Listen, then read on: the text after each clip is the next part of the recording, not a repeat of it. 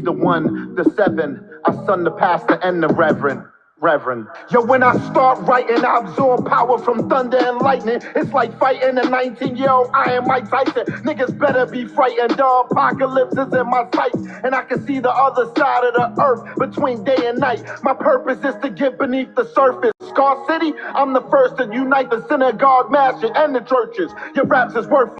Please explain the gap in your verses. You're the worst of the worst. I address the hell on the earth, and then I commute through the subconscious mind, causing the pain to disperse. Whether I go last or go first, you feel the power of the words in my verse.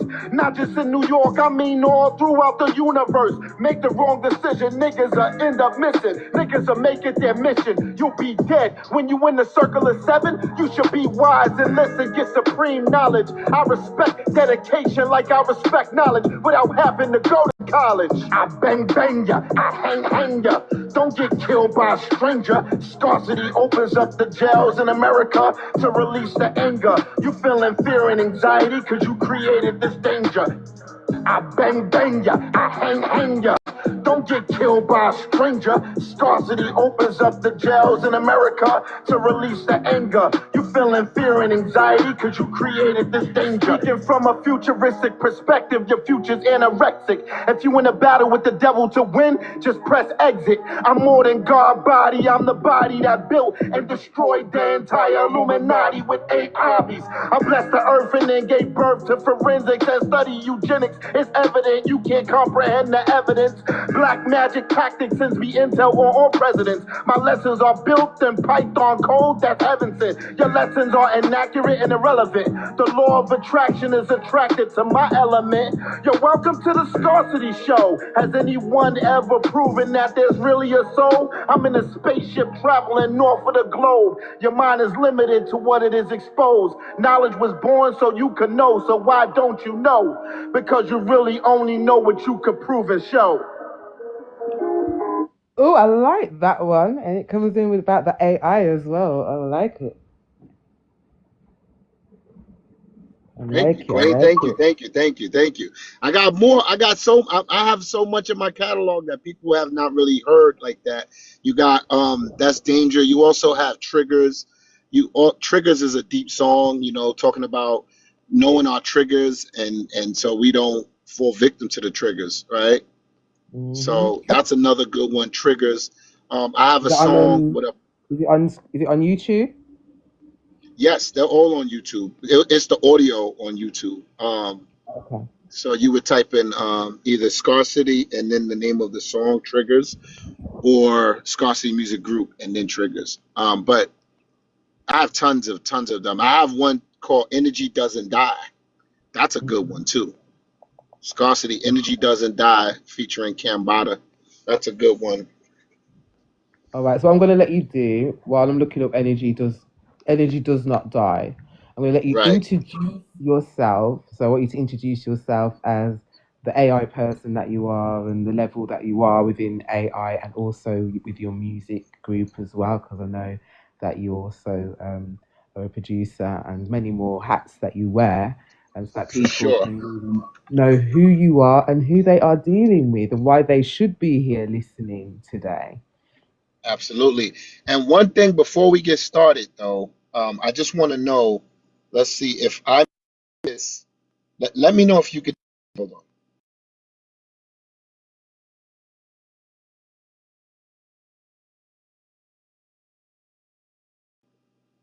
Okay, so it looks like if I move the screen, you cannot hear me. No, we can't hear. It's not like Clubhouse. Okay, because I have a brief that I just want to go over my just a little bit of my bio so people get a background from me, the professional background. Hold on one second. Mm-hmm. Interesting that I can't move the screen, but it's okay. We'll there's always a workaround, right? Yeah. All right, shall I play? Let me see if I can find it. I'll play it. Oh yeah. Just play. I have tons of songs on there. I like Energy Doesn't Die. That's a good one. And it's featuring my brother Cambada. Okay. Let me know if you can. Let me know if you can find that. If not, there's others. Probably if I put scarcity because it isn't coming up with the music group one. Well, you know what we could do? I'll do my intro. You found it? Okay, I was gonna say I'll do my intro, and then we could play a song in between. We'll do it like a real radio station, you know? All right, then. Go ahead. All right. So yeah, so thanks for joining everyone. This is Scarcity, and I'm the owner of Scarcity Music Group, but I also have a company called Scarcity Technology, and I have a background in technology that extends past 20 years, and I've done pretty much everything you could think of in the information technology field. But today, I want to kind of talk about artificial intelligence, and I want to put a positive spin on it because a lot of times when people talk about artificial intelligence, they go into the negativity. I have a background dealing with systems, security, uh, you know, uh, assessments for big companies here in the U.S. And what I'm trying to say is that we have to learn how to accept artificial intelligence into our lives and to be able to utilize it the same way in when they did the industrial revolution, when things became more machinery, and relied on machines more, right? I think we should think about that. This is the new industrial revolution, right? And we use it every day, even in TikTok. With AI is used in TikTok, Facebook, Instagram, Google, Siri, Alexa, Netflix, you name it. Right now, companies are beginning to do beta testing for rollouts in artificial intelligence. So it's not something we should be afraid of. It's something we should get educated on, and that we should, embrace. And the faster we are able to embrace this, the better off we'll be, and not just for you, but for your children and your children's children. And think about, you have grandchildren, and you have, people that are relatives, right, that want to get ahead. And now this is what's competitive, and we use it in music a lot as well, right? Whether it's for music production, the creation of music, whether it is for making the instrumental, the beat, or sometimes people use it for things like cover art, things like that. And I know a lot of people shy away from artificial intelligence because they look at it like, oh, it's, kind of cheating. But, if we take a little bit of a deeper dive into, you have to ask yourself the question, right? What is, when we say artificial intelligence, the part that we have to really delve into, and I had to do this myself, is to think about what makes it artificial, right? Ask yourself that question. What makes artificial intelligence artificial? Because when you use a computer systems, we use scripts in the computer. So even like when you start your car, it does what's called a post, right? It's a power on self test. That's when you check all of the lights. It's kind of like a sort of like kicking the tires, making sure that your engine's working, the gas is working, everything is functioning, all the electrical systems are functioning. That's not artificial intelligence, is it? No, it's not. But you still rely on that system, right? And I'm not just talking about, cars that are electrical vehicles. I'm saying, or autonomous vehicles. I'm saying even just in you're using your remote control, where you're using, RF communication, or, you're using a smart television, right? So it's going to be kind of hard to hate something, but then enjoy the benefits of it, if that makes sense, right? So I want us to learn how to embrace the new wave. This is the new culture, the new lifestyle, is learn how to use it to your benefit, right? And we know we understand and we love and we respect nature, but in the same token, I want people to learn how to embrace and have fun with artificial intelligence. And it's not just about AI, right? That's just one piece. You also have things like machine learning, right? You have robotics, right, that help us to make our lives easier.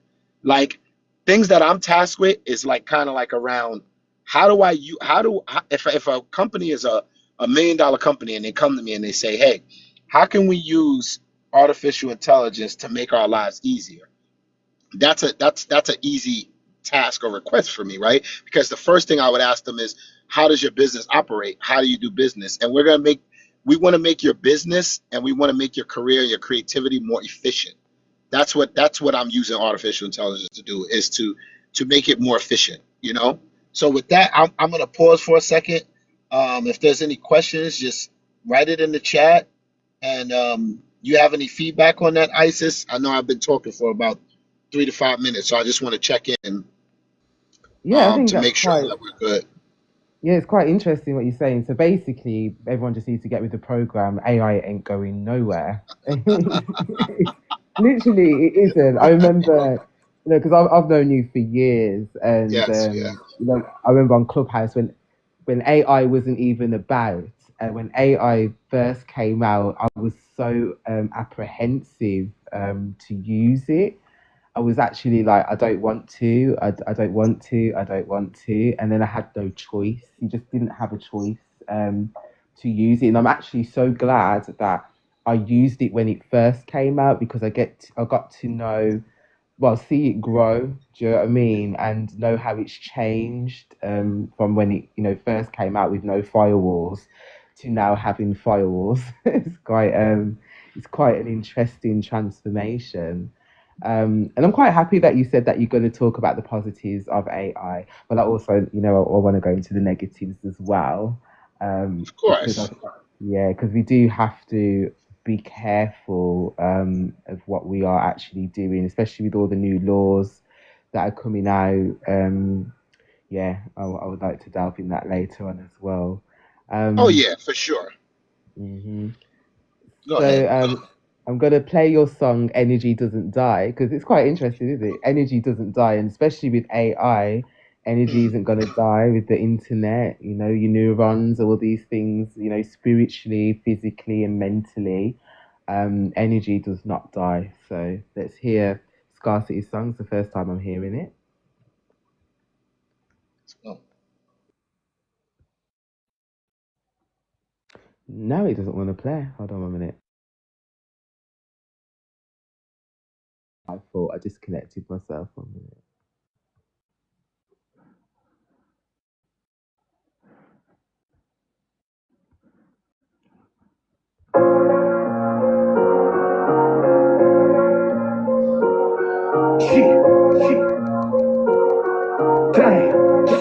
Welcome in, Livy. How you doing? Forever alive, cause my energy never dies. The devilly lies, never let them drench your demise. If I ever decide to ascend to heaven and rise, to better the lives of my legacy and my tribe. My spirit is forever looping, the extra special mutant. Here collecting retribution to avenge the humans. We at the point that Armageddon is the best solution. The birth of AI is the death of human evolution. The last TM I sent to Putin was a threat to nuke him.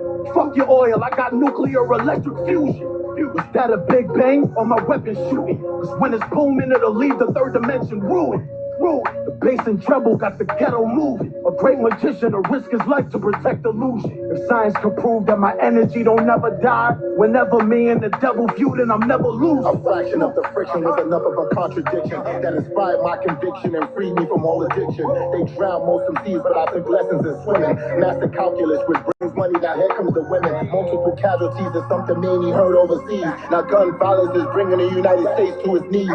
So I'm here to unite, utilizing God's appetite. Carrying weapons won't help us cause it's just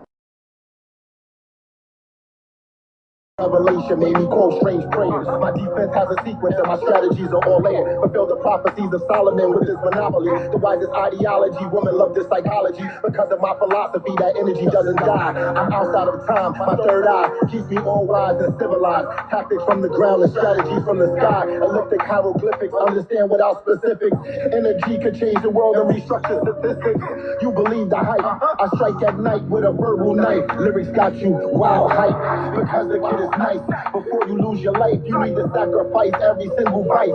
Energy doesn't die, instead it gives my offspring life. Wiki, some people feel you losing it. You don't spill that shit no more. Come on, what's happening? Why you patronizing me? I swear I'm not. That's such a foolish thing. I'm your only friend. Come on, you can't confide in Put me. this ball right your wrist, I write shit to spill blood too. Stalking through the halls of my mind. I can't undo the shit I did before, motherfuckers I laid down. I write an Allen Poe, the lonely kid on the playground. My monster's two-stepping with a nigga. Morpheus, that glory shit. You say you changed. You ain't standing on the edge, then you feel how I feel. Russian roulette, all but one chamber is filled. My energy done sentenced me to inquire these thoughts. You a fool, he call his own when it comes to that walk. Energy among energy, blessed be the one with hands of the gun. The message will get crossed, son.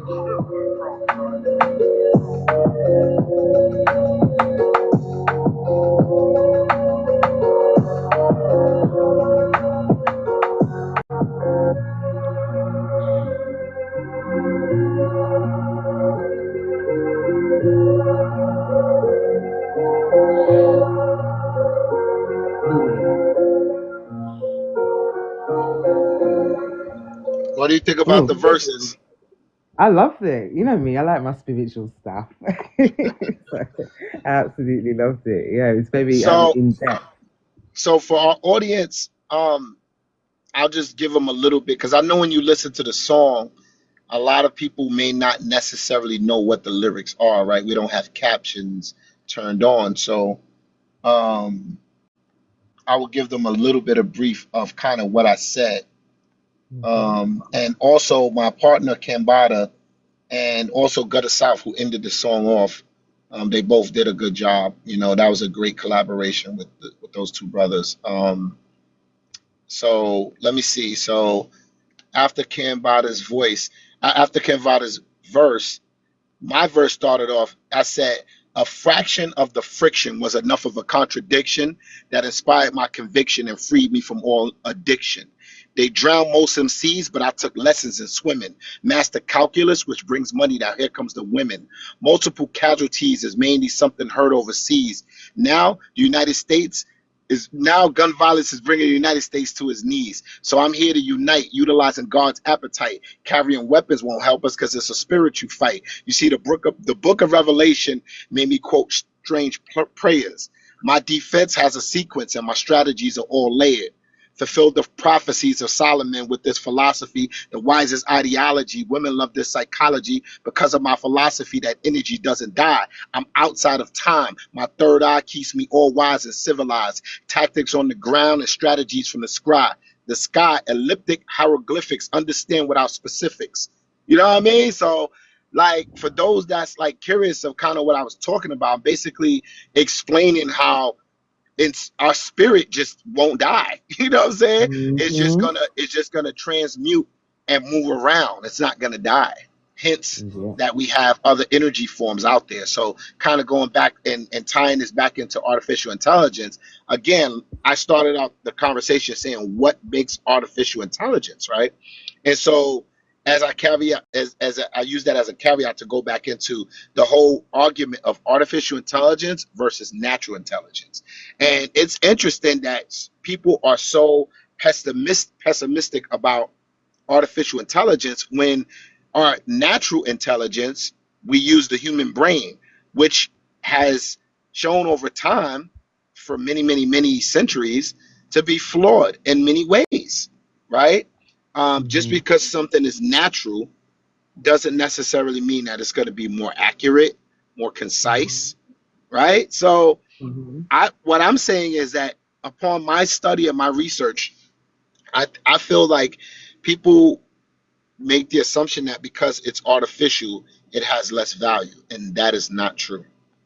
Because when you think about it, we create software, right?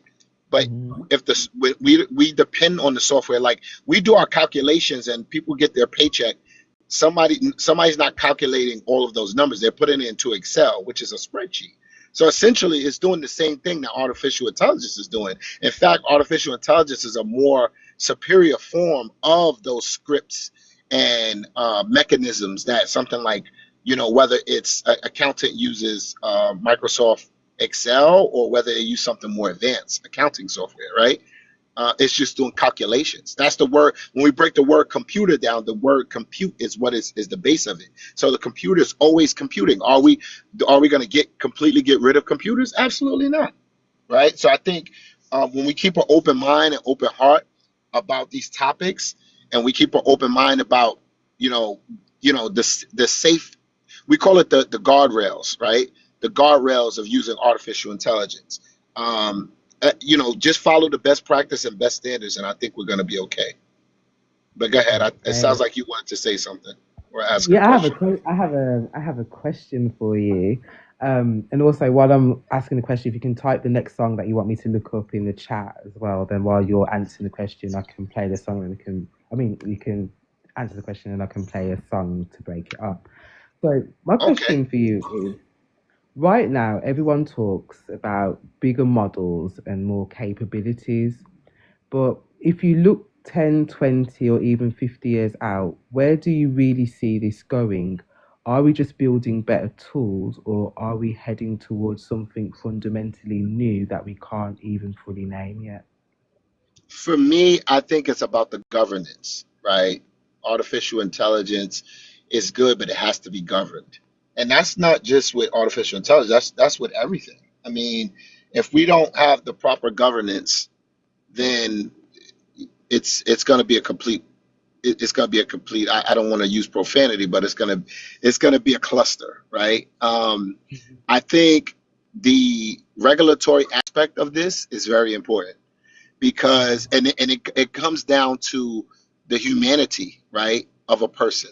If you're in a position of power and you have the ability to create a law that you know is going to be usury and is going to take advantage of other human beings, then the problem is not with AI, the problem is with the person, right? It's like the concept of, they say, you know, when we have this conversation about firearms as an example, right? The firearm itself is sitting in a case.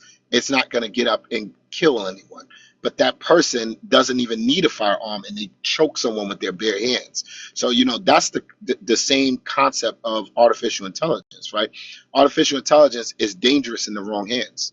You have to think about the pros and cons. Some of the cons are like, if a hacker gets a hold of artificial intelligence, what are some of the things that they can do, right? They can wreak havoc. But on the flip side of that, when every bad there comes a good, where every good comes bad, right? It's polarity.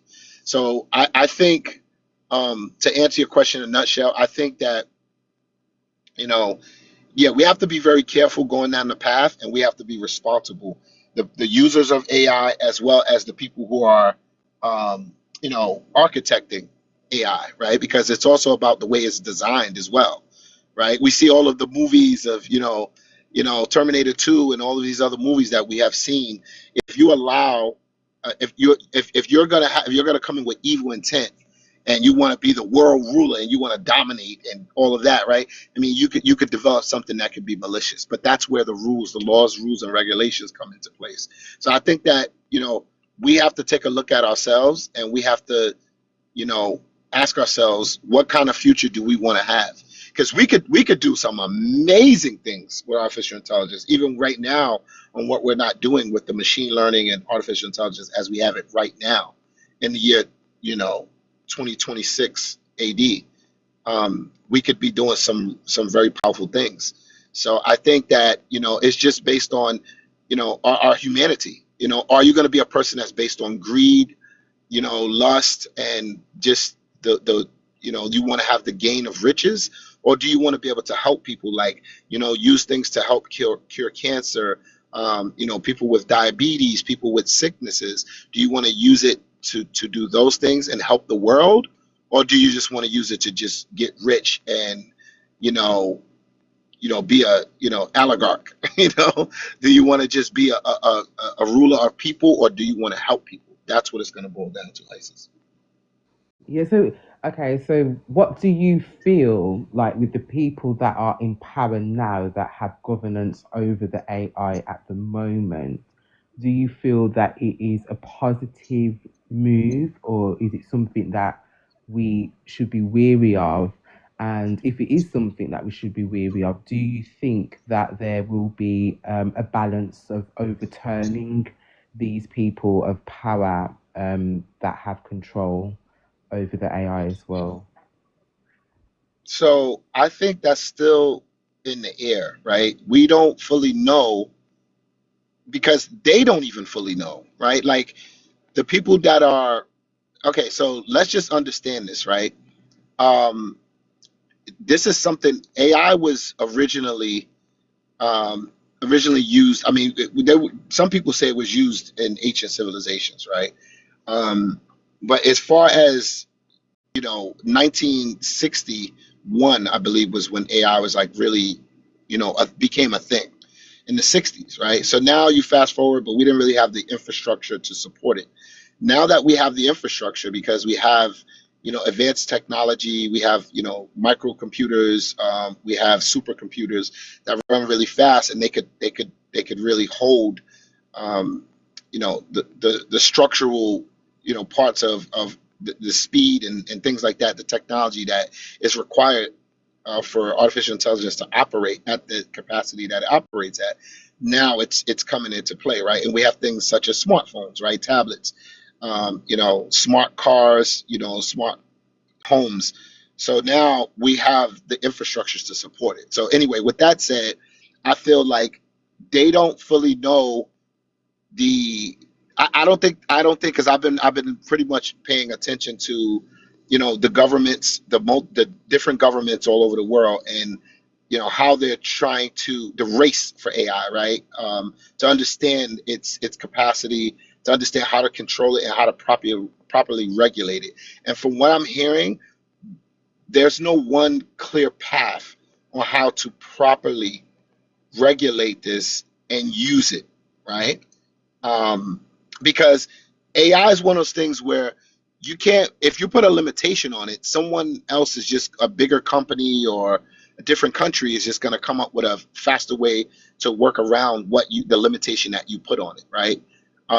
So I just feel like it's something that's still up in the air, but based on the current state of the current state of the world, how it's governed. I mean, look at the state of the world. We have, we have homeless people all over the world.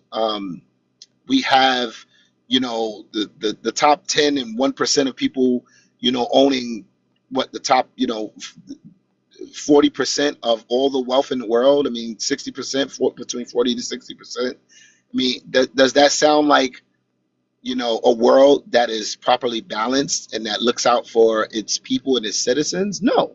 So I think that when you introduce AI, it doesn't change that reality. The parameters are still the same, right? It's just that now we're just dealing with a new technology, right? That's what AI is. It's a technology, right? Um, so I just feel like we as people we have to come together. That's one thing we definitely have to do is we have to unite. If we unite, it will we unite in peace. It would help us out to kind of have an idea as to what the future looks like for us and our children. I hope that answers your. I know that was kind of Yeah, long, but it I did. hope that answers your question. Thank you. Should I move on to the next question, or do you want to play a song? Let's do one more question and then we'll jump into another one of my songs. Let's see. Let's see what song I can give you. So we play Energy Doesn't Die. We can play Triggers after this. Okay. Scarcity Triggers. Okay. All right. So my next question is, um, are we just scratching the surface? But what's the actual next big leap? You think so? What's an actual next big leap you think will happen? Is it new architectures, how we train them, how they learn, or something else entirely? So I think this is a conversation again that goes back to, let's think about how the state of the world is now. Right now, we rely on the human brain, and the brain is limited to what the information it contains, right? And think about our consciousness. A lot of people right now they're not really, they're not conscious. They're not aware of what's going on in the world, right? So I feel like we have to fix us first before we delve into like the capabilities, all of the capabilities of what AI can do. Some people look at it like that, and then other people look at it like we can use AI to help us with some of our human problems. An example of that would be like, you know, AI relies on patterns. patterns in data. And when you think about it, what is your life? Your life is based on what? Experiences. To me, that's also a form of data. So imagine if you could imagine if you were in grade 6, right? And you were able to remember everything that you had, um, that everything that you had learned, you would get to grade 7 a lot faster, right? So I think if we, and then, this is kind of going to what we talked about last time I did one of these lives with you. People implanting chips into their brain, or a chip into the physical body, right? That's a possibility that um, it's coming, right? The whole Neuralink and other technologies that are being developed to integrate the technology with us as people. Um, and I think that's something, I personally believe that that's something that's inevitable. Um, People have dogs that are chipped up, other animals that are chipped up. Some people say birds, right? I think adding that into the human, um, is just integrating those two it's inevitable. It's going to happen. You may not want to do it. You may not like it, but someone's gonna do it. And I think the masses of people, when they understand the benefit that they can get out of that, and once the risks are mitigated, or there's a path for mitigation, I believe that more people will want to have a chip to extend memory to, I think it's just going to be a new way of life. And I think if we don't do that, there will be people that are no chip. I don't ever want that. It's the mark of the beast. Some people will feel that way, but I do feel like there are others that will do it, and I feel like they will advance.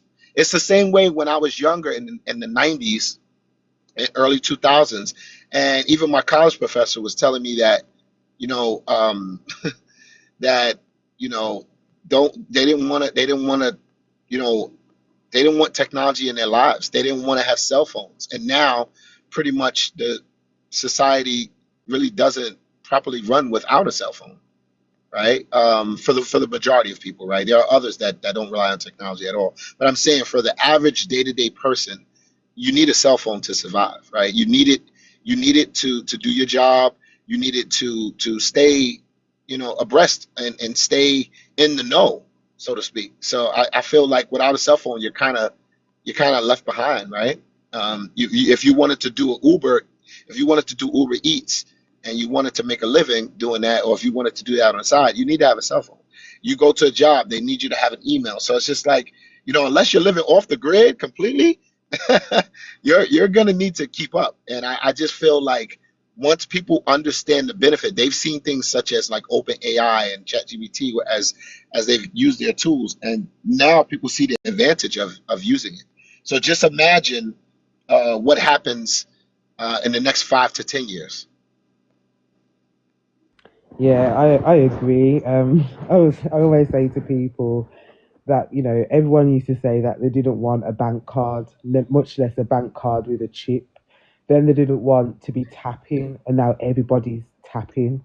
Do you know what I Correct. mean? So it's like we don't want it, and we'll stay away from it as long as possible. But it's like society will make it inevitable that you're gonna have to have it done, else you won't be able to survive. You know what I mean? Right. Just like the jab. When people were getting the jab, and a lot of people were like, "Oh, I'm anti-jab. I don't want to ever do that," and they had to do it because it was a requirement for their job. So Yeah. I just feel like, if we, it's so interesting how we could be so pessimistic about things like AI, machine learning, and other forms of technology, when people are being unalived every day simply because they are, doing things that are not related to technology whatsoever. So, Well, it's so interesting. you Hmm. know what? Something just came to me, and I think it came spiritually. Um, our brain, right? Because we're born with a brain. Like, how do we know that our brain was not a form of AI technology and Correct. Correct. transformation? Yep. So I'm now thinking in the future. say when they do start to implant, well, they have already started implanting chips in people's brains. But when people have children, so like say two couples come, well, a couple comes together and they have a child and they've already got a chip in their head, does that mean that that baby may be born already activated, like their brain might already be programmed and won't need a chip? Yeah, that's a great question, and it's a great concept that you bring up. I've been talking about that for a long time. We Mm, Most people believe in a God in the sky. They believe that the earth and the world was created by a source that they have never themselves seen, right? mm, So, it can't be that radical to believe that even the brain itself, and we talk about things like, um, you know, the way that, our brain is like, it's like electricity. And even the heartbeat, right? It's like what mm. ignites the heart to beat.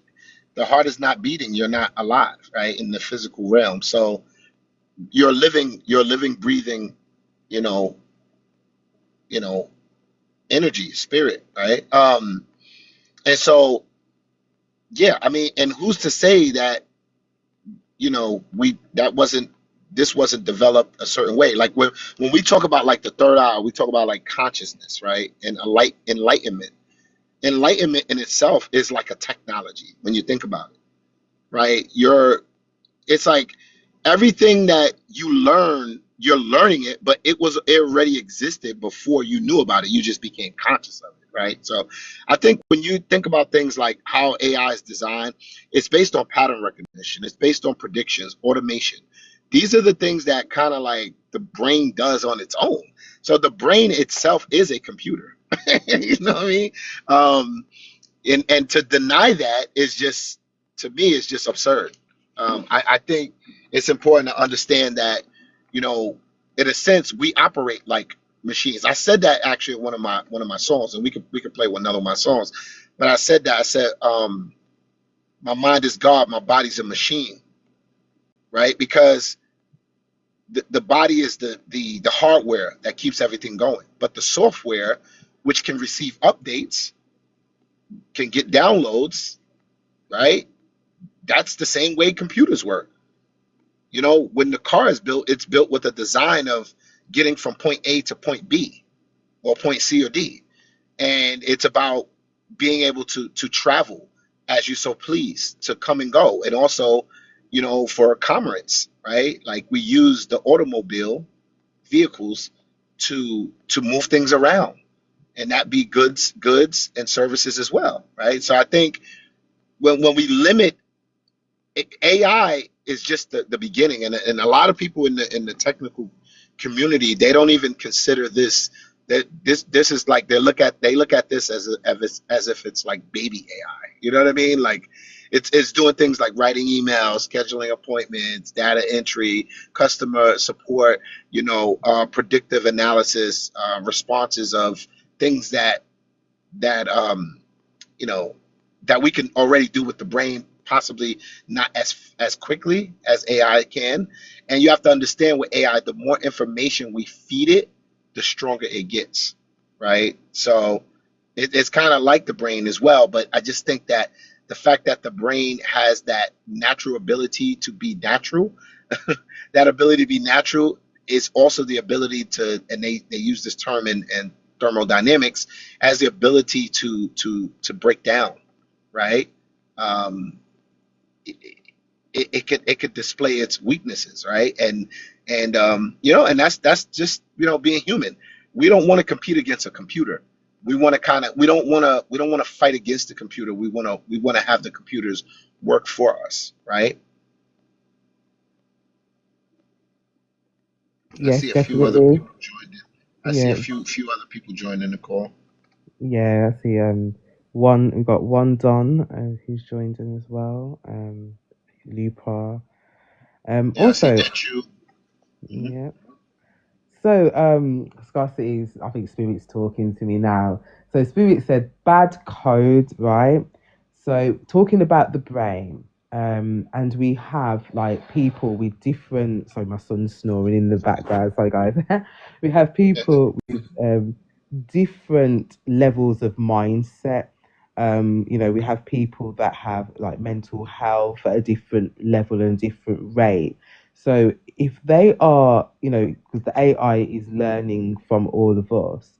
So if they are programming the AI, giving their data, is the AI able to decipher, say, bad code, or does it just learn from everybody's abilities and capabilities? Well, right now, it could. That's one of the key benefits of artificial intelligence is the ability to look at bad code. For instance, using things like Python and other languages. Um, some people that are doing programming right now, development, what they do is they use AI to sniff out where the bugs are, right? And it has found some things that I can't really disclose that are still being researched from, I got this from a confidential source, and they're able to find things that, let's just say, like as an example, from a security perspective, it has been able to find things that we deemed weren't threats or risk to an enterprise, as an example, a company. There's technology out there that can discover those weaknesses. The vulnerabilities is what it's referred to in kind of in the cybersecurity space, right? So it's even helping other forms of technology, right? And that I think from, I remember years ago, that was one of the things that I know that Bill Gates had talked about. It's important that we use technology to help us troubleshoot, right? Because that's a big part of how we advance as a civilization, and just as a society overall, is the troubleshooting aspects, right, of technology. If you can figure out, like as an example, if there's if you're able to solve a problem faster, let's say in half of the time that it typically would take a human being, that is extremely advantageous to us in the technical world, right? Because a lot of what we do is based on time. So I hope that answers your question, Isis. Yeah, and so I want to ask you like a personal question about your Yes. feelings towards AI if it went bad. Like what are the outcomes of AI going bad? So say we lost total control, what could be the outcome? If we lost total control, that would imply that someone else has control, right? Um, I mean, it's an interesting question. I have many ways to answer the question. What I would say is, if we lost total control, we could be looking at, world domination, right? Essentially. Um, I think what people need to understand is that I always go back to the basics of when I learned tech, when I first started learning technology many, many years ago. Um, Everything, even going into the metaphysical, right? It it needs a body, right? The software needs a body. It needs to be able to operate, um, and it needs to be able to function. And that, in order that function, it needs to have hardware. It cannot artificial intelligence or any technology. And when I say technology, I'm not just talking about like computers. I mean, when I say technology, I mean any form of technology, right? If it's controlled, right, properly controlled, right, whether it's electricity, battery operated, battery powered, whatever it is, right, solar powered, whatever, however it has that, whoever has control of those natural resources is the person, or the group of people that are gonna, you know, um, maintain control, right? If that makes sense. So I think that, what could happen. I mean, it's like saying, you know, what could happen if the pirates take over, you know, a massive boatload of people. The pirates take over. I mean, it's doom and chaos, right? And absolute power corrupts absolutely. So I think again, this is where the regulation portion of this is extremely important, right? You know, different governments have different rules and regulations, right? And there's different jurisdictions, but at the end of the day, you know, to get to the meat of your question, I mean, it could become catastrophic. But that can happen without AI, right? I mean, you know, you know, when you know, you have conquerors and you know, people who have conquered the world in the past, that was a form of the world being taken over and just total chaos, right? And I just think that AI itself is, you know, and I know some of my friends in technology have done like tests, and yes, can it operate on its own to a degree? But I think even then, it's still going to come back to a natural resource. Where is that artificial intelligence being ruled by? Who's ruling it? Who's controlling it? What is the direction? What is the purpose? What is the intent? So I think, you know, this is a good question, and it goes into a lot of ramifications, right? But I think, yeah, it could be totally bad, and it could be totally good, right? It's kind of like the state of the world now. We could have zero homelessness right now, and we could have zero poverty, but will others be willing to share, you know, their portion, a portion of their wealth with the rest of the world? And we probably both know the answer to that, right? More than likely Yep. not. So the stakeholders, you know, are going to be the people, the majority stakeholders are going to be the people to control what happens with the power of what AI can do. I mean, it's very, um, yeah, it's a very serious thing. I mean, you know, the we always have a term where knowledge is infinite, right? It's infinite, and AI is kind of in that. It falls in that same ballpark, right? Because it's infinite. There's no limit to what we can do and what we can use AI to build other systems, right?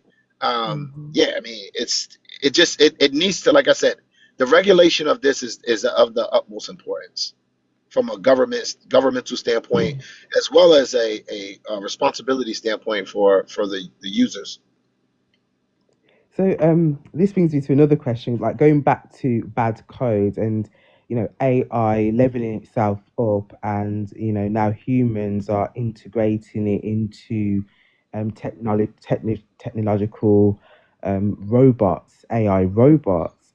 So what if say a serial killer had now been programmed, uploaded into an AI robot, and now was running around doing, serial killer stuff? How would we combat that? And is it possible that the AI could train, so the AI robot could train other AI robots to do that as well? So again, I think that you need to, it goes back to a source. AI on its own is not going to act independently and completely take over. Another thing is AI doesn't have emotions, right? It doesn't have that survival instinct, right? At least the, you know, where we are right now. Right now, you asked me that question 5 or 10 years from now, I may have a different answer. But what I'm saying is that it doesn't have goals, it doesn't have a direction. You know, this is something that is created by man, right? Or mankind. So I think, the short answer is that, you know, we our brains are kind of programmed in our subconscious mind to think that something that, worst case scenario, right? We think about what's the worst case that could happen. But I mean, we're living in the worst case right now. Suicide rate is completely high. The people are unaliving themselves. People are unaliving other people. a lot of their family members. You know, there's tons of things that are happening that we look at as a potential um, negative with AI that's already happening in real life. So I just feel like, if anything, we may actually look at the positive side, that AI may actually be able to help us with that. Because when I think about AI, I'm thinking about the research capabilities, right? I'm thinking about, how can let's produce systems that can help people, that can help our water, you know, our environment, the environmental benefits, right? I'm looking at those things, predictions of things like hurricanes and earthquakes. How do we potentially use this technology to further our thinking? And I always think about, like, the pyramids, or how the pyramids were built. And, people like to say, the aliens built it and this and that. And it's like, if we, utilizing things like artificial intelligence, right? It's kind of, to me, the pros outweigh the cons, right? So yeah, I hope that answers your question, Isis. Yeah, this is going to be my last negative question, because like listen to No, go what you're ahead. saying. Listen to what you're saying. Going back to when we was talking about, the brain and the possibility of children in the future being born and, you know, already being programmed, not needing a chip to be implanted. And then also going back to how we were created and how parts of our DNA have been switched off. Um, so to me, that just automatically tells me that we are AI already. We're just another version.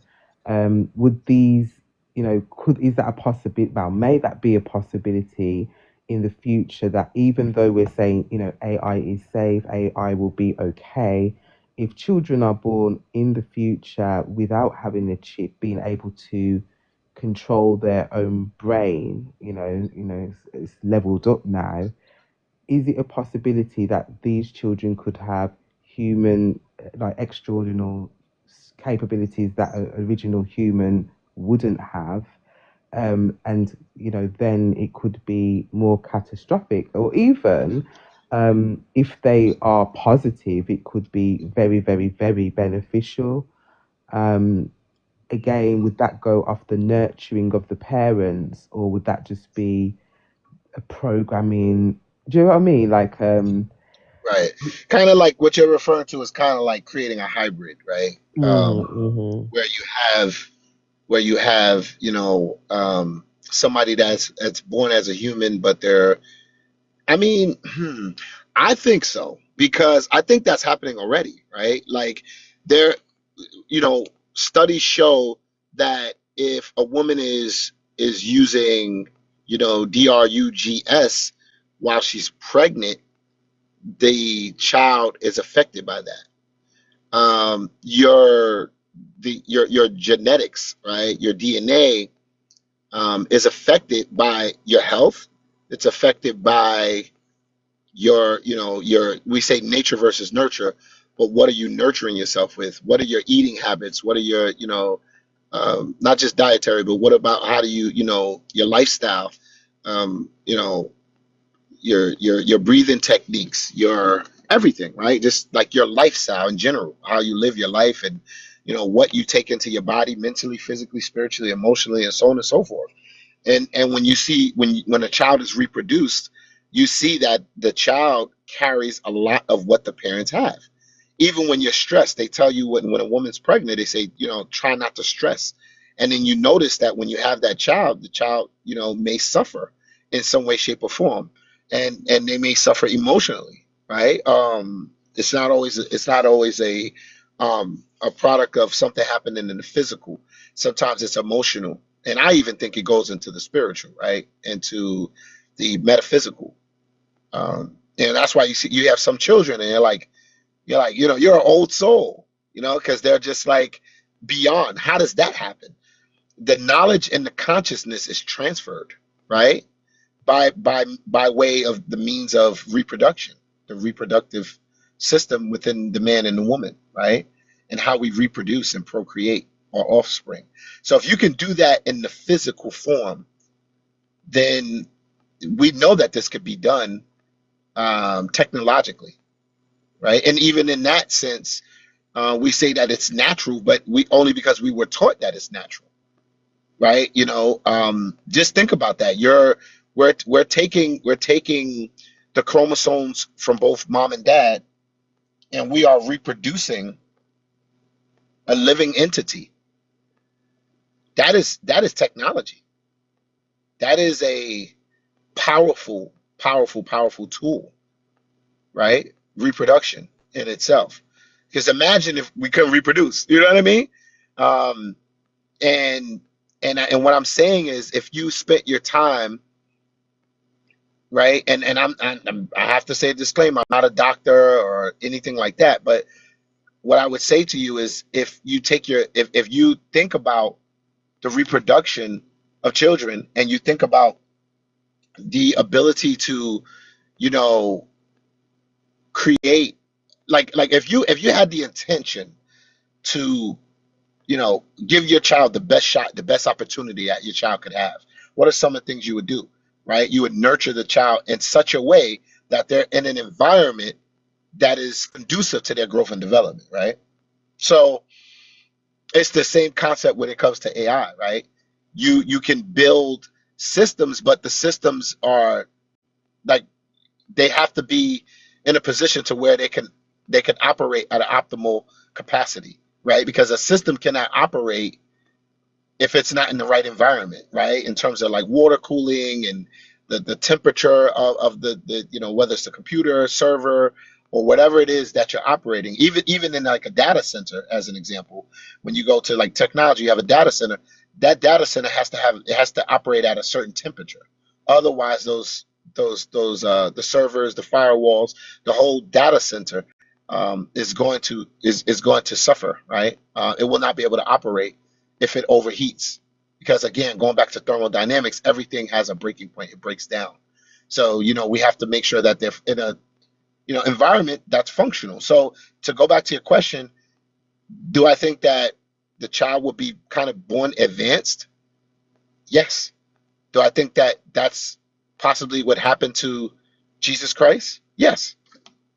I'm not saying that that's a fact, that's what's happened, but I believe that is definitely a strong possibility. And so we'll see, right? Because the future is here. So we will be finding those things out shortly. And I'm not talking about cloning and things like that. I'm talking about, Natural someone birth. that's born from, natural birth from a human being, that just happens to use technology to, advance their thinking and the level of consciousness.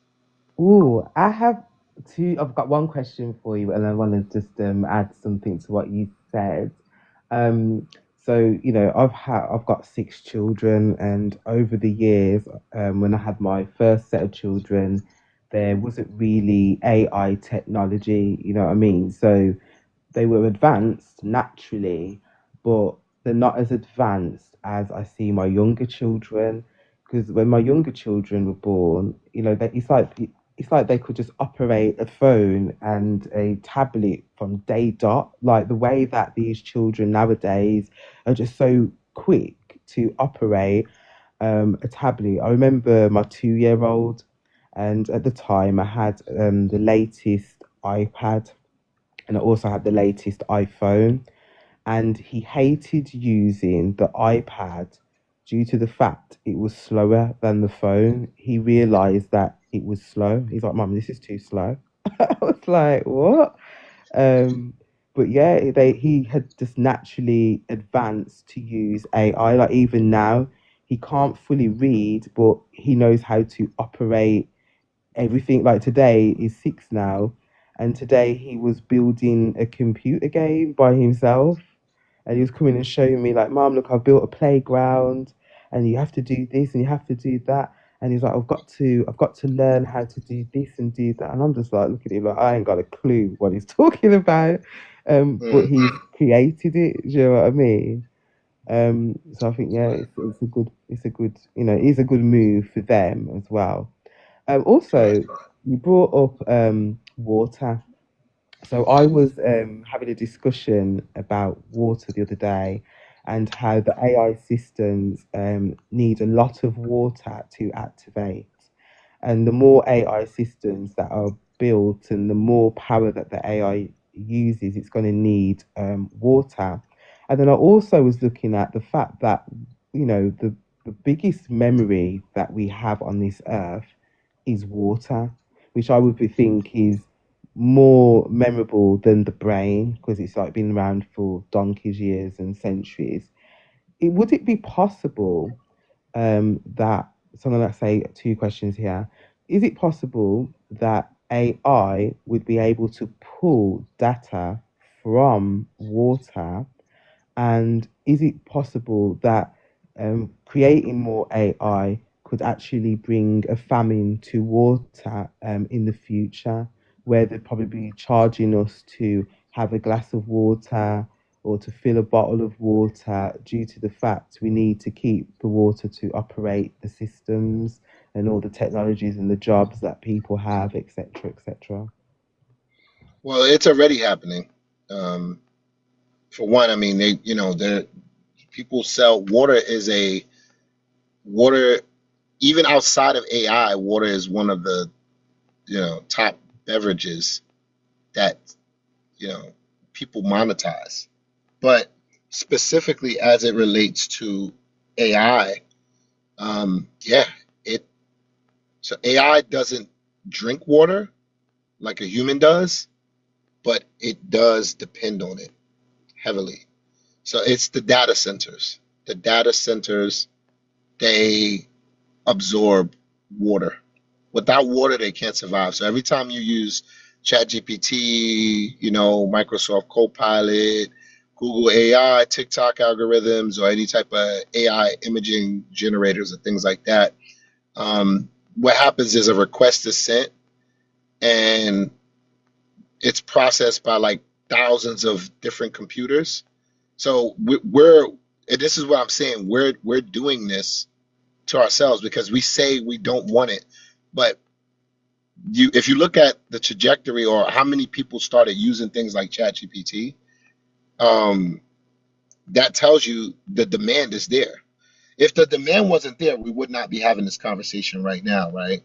Um, so you have to understand every time you put in a request, every time you ask ChatGPT, hey, make this calendar for me and organize it, and you know, you are essentially adding to that problem of heat because the servers generate tremendous amounts of heat. And to prevent the systems from overheating, they have to be cooled. So the only way you could cool it is through using large quantities of water. So you asked about a water shortage. Yes, that's a real thing.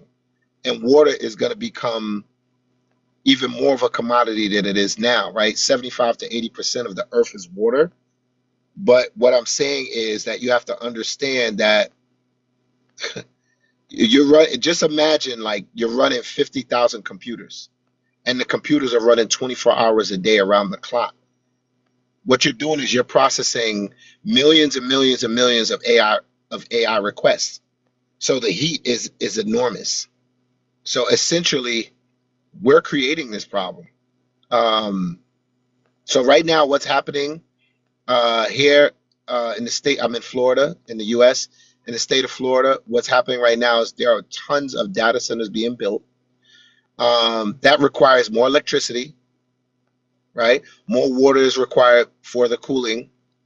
Um, and what people are worried about is that the water resources are becoming strained already now, not like in 5 years or 3 years. It's happening right now. So the utility costs are more than likely going to rise.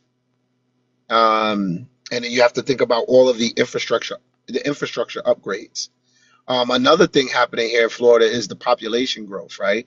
We have a huge population growth here in Florida.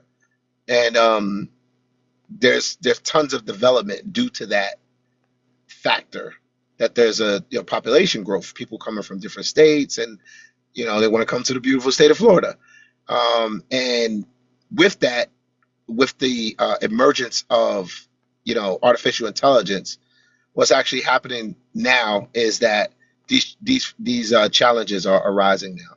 So I anticipate that there will be droughts, um, saltwater intrusion in some regions, um, and a continuous growing water consumption.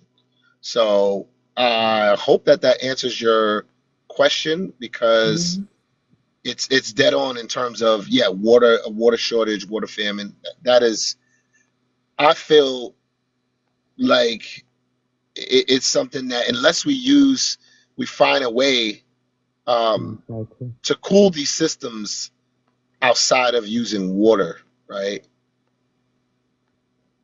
So yeah. I just want to welcome in I see your friend E2K Worldwide in the audience.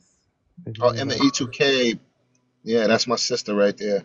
Oh, hi. Big blessings, Emma E2K. Yeah, we going in on the AI. We going in on AI. We got 14,000 likes. So tap that screen so we could get to 20,000. Let's go.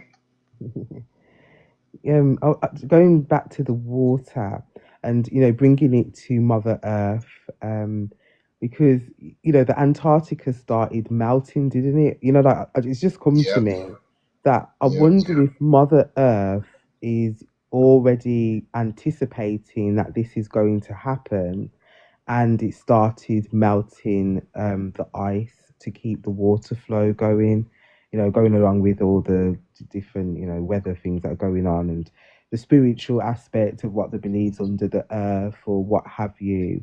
But my take on AI is, I think AI has been here before. And I think that somebody with probably a higher technology got rid of AI, hid it under the ice, hid it under the sand, made it so thick that we can't get down there, and the sand so high that we can't find certain technology. Because I think AI has got the capability of being more advanced than it is right now, like very, very, very advanced. But do you think that it could be a possibility that Mother Earth is trying to protect the water? And also, do you think that AI could be hiding things from us, like information that it has, because it has access to water? Well, I don't think so, because AI doesn't have an agenda. Even though some people argue that point and they believe that AI does have an agenda. There's no clear evidence that points to the agenda. And then, what is the agenda now? Could there be another entity or species or different form of existence or energy forms, or other beings possibly that are have an agenda? Yes, but that kind of goes into what I wanted to close out with. But I'll just say it now anyway. Is really like I really wanted to ask, because I know we're recording this TikTok live, and I wanted to ask the people a question. I want them to ask this question to themselves: what is more dangerous, AI becoming too powerful, or humans becoming too dependent on AI? I want you to really think about that, because right now, if we become so dependent upon AI to do all of our jobs, like, just imagine right now the way we have, you have a remote control to do everything, right? We got the car because using the horse was costly, and it wasn't as fast, and sometimes the horses break down, and right, the technology of how it operated, and then you needed other technology to go with it. Now we have the car, and you think about the automobile and the development of now how we're using cars that are self-driving cars, and cars are built on AI, right? Autonomous. And so I think as the human, we become lazy, and we become too dependent upon other things that can do your job for you, right? As opposed to us using critical thinking, exercising our bodies physically, mentally, spiritually, emotionally, like the whole full human experience. Us not doing that, I think, is causing us to be dependent. So again, the question is, is it more dangerous that that AI is becoming too powerful, or is it just that, or is it that humans are becoming too dependent on AI? Which one is worse? And to me, the latter is worse. Us being too dependent on it is not. AI is not, doesn't have its own agenda. It doesn't even have an existence. And if we keep thinking that it could happen, it probably will, because we're actually like kind of, we're like creating the reality of that. But as of right now, it doesn't have an agenda. We're telling it what and what not to do. We set the tone, we set the rules, right? And right now, even now within those systems, they're regulated, right? Like, you can't just say, even if you wanted to use profanity, you couldn't do that. As an example, using ChatGPT, you wouldn't do that if you wanted to do something that. Now, if it's hijacked or if it's hacked, yes, in that case it could be used. But that's with anything in life, right? Yeah, 'cause you know what? I think dependency could lead as well to a takeover from AI being, because people become lazy, um, won't know how to use their brains properly, and the AI will just become, even though you say it's not more intelligent than us, we would have just forgotten. Do you know what I mean? We would have forgotten. Well, I never said it's not more intelligent than us. I'm just saying that AI is created from humans, right? Like this is our design. But I think we ourselves, and this is, a very controversial topic and a controversial statement I'm going to make, but we ourselves are a version of AI. Exactly. So that's my fear, because I feel that we are AI, and if we now, like, it's like having a computer and you're downloading, like, everybody. Imagine everybody in the world is downloading onto this big massive machine, and this machine is learning from us. So it's going to have the capability, I believe, if it hasn't already, to fix things that we can't fix and become more advanced and quicker than us. So then we're like literally fighting a machine. Do you know what I mean? Man versus machine. Well, again, we go into this pessimistic view of, oh, AI is so bad. Look at what humans are doing to humans right now without any AI. Humans are unaliving humans every day, all the time. There's world wars going on. There are people being unalived all over the globe. There are homeless people. There are people being abused. There are all types of things happening. It has nothing to do with AI. So while we're looking at like worst case scenarios and objectives and things that AI take over the world, the doomsday, it's like, that's not really, for me, it's not a concern. What's more I of a think we've already concern is taken over it. mankind has done so much damage to its own self. Yeah, true. So we need to focus more on that. If you're human, be human, have the human experience. But what's happening is that people are already kind of, their brains and minds and their conscious and subconscious mind is already being hijacked. And I look, and I'm the owner of Scarcity Music Group. Okay. And music has influenced people to do damage. And the genre that I love the most, which is hip hop, okay? People are and I love it. I love hip hop, okay? And I love all music, in fact. But I also am, real with myself, and I understand the influence that music can have on people. It's not all positive. Some of it is negative. And so if we can do that now through music without AI, certainly AI can do damage, right? It's just when you're going into AI, I think people don't understand all of the ramifications of AI. I think that's why. But then that's it's a superpower, right? It's the same thing when we got the smartphone.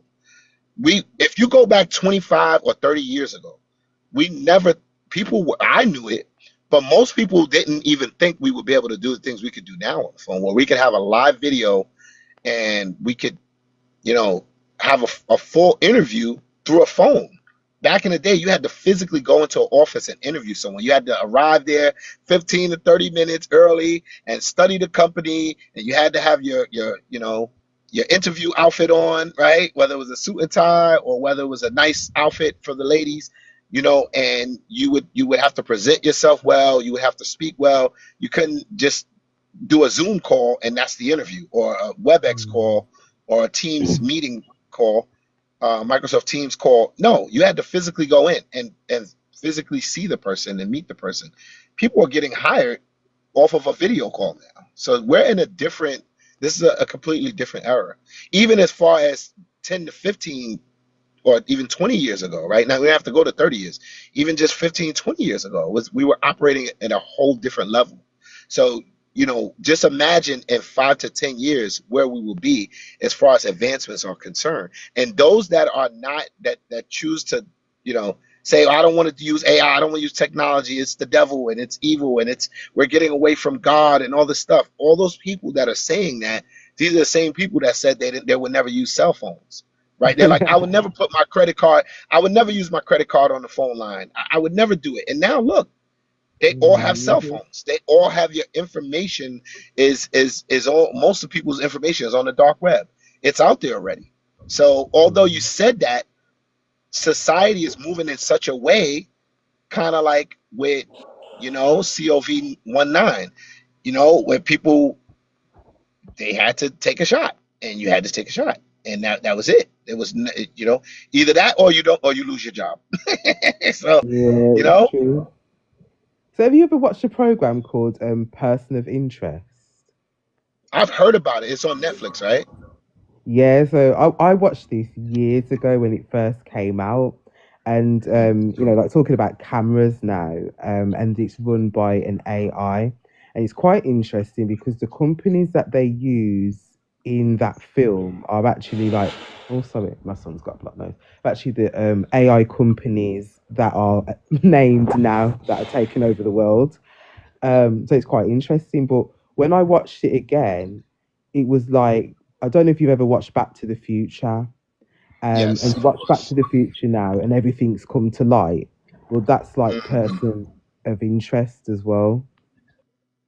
Yes. Okay. Well, I have not seen it, but I will certainly check it out.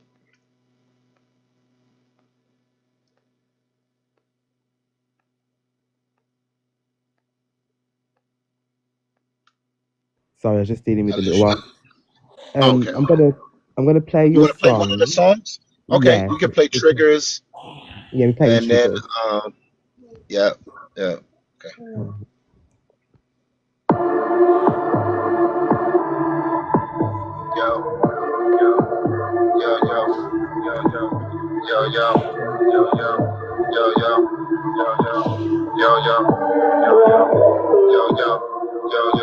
I learned all my triggers. Yeah. It's not what you figure. Yeah. I learned all my triggers. Yeah. I know all my triggers, so you cannot hurt me. I know my worth, and you are not worthy. Can't be successful without being early. You talking clean, but still living dirty. You are irrelevant, cause you're so negative. I told you get this shit, but you just let it live. Yeah. It feel like it's me, you and your ego. Hardcore at the beach with my coat. Like, no. I'm like, no. You gotta go. I've said this before. Yeah, you gotta go. Can't take this no more. You gotta go. One of my triggers. Yeah. It's not what you figure. Yeah. I learned all my triggers. Yeah. I don't want your money, I don't want your wealth. My health is my wealth. You need stopped. Oh, I think it's me. 1 minute.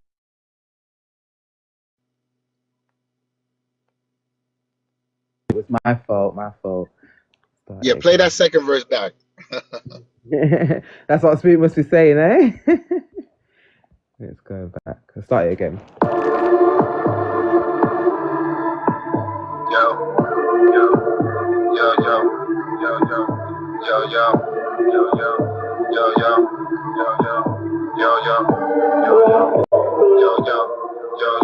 I learned all my triggers.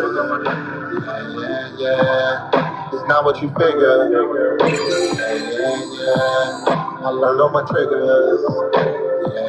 Yeah.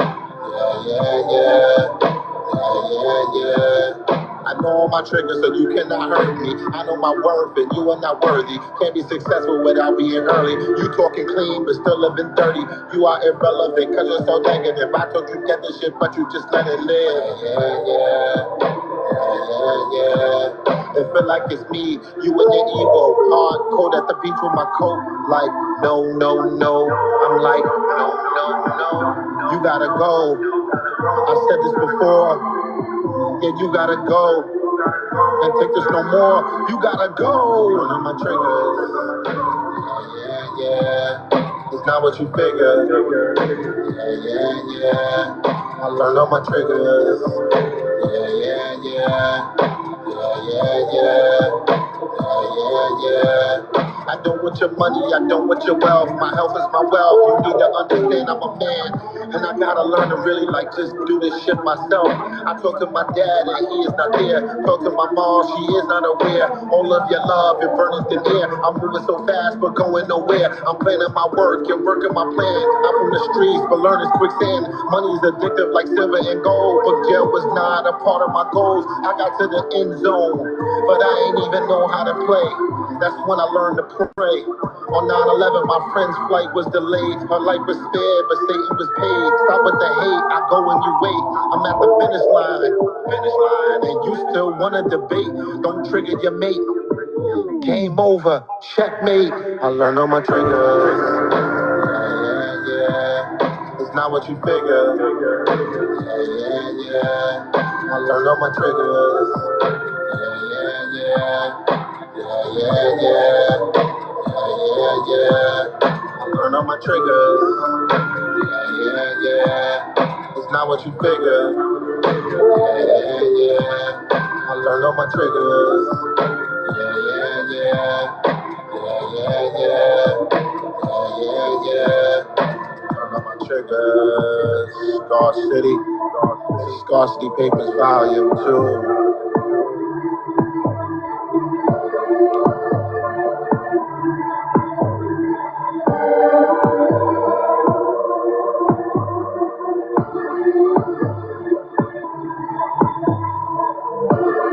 I appreciate everybody's support, man.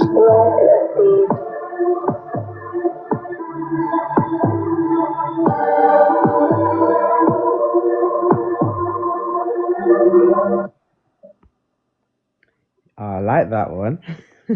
I like all your songs. You know what my favorite one? My favorite one's volume 1. Oh, really? Yeah. I mean, it's that song Triggers is about just that, being triggered, and we all can get triggered. And once you get triggered, it's kind of like we're talking about AI, right? Like it's like automation. You're in automation. Your mind is in automation mode, and you react, and you get into a realm to where everything is emotional. It's an emotional reaction, and now you're operating out of emotion, right? And then what good comes from that? It's like a river of emotions. So I think it's important that we all know our triggers. And if you listen to the song, the chorus or the hook is, I learned all my triggers. Yeah. It's not what you figure. Yeah. Right? I learned all my triggers. It's not about just knowing it now. It's about learning it so you can have the wisdom to not react off of your triggers. You know what I mean? I agree. And going in from your triggers, so when people react to triggers and they get themselves into trouble, AI now is being a judge. So in the police force, children's social services, they are now using AI to calculate outcomes or predetermine a situation. From my perspective, I think that's dangerous because we know that AI is programmed, to mimic who you are. So if you have a biased opinion of somebody, then it's going to give you a biased outcome. And I'm talking from experience, just to the fact that when I went through children's social services in 2020, I think in 2022 they brought out, AI, and the social worker that was working on my case at the time, she had asked the AI a question whether family intervention would have worked for my family, and the AI told her no. At that time, I was using AI because I think I was in beta stage on ChatGPT.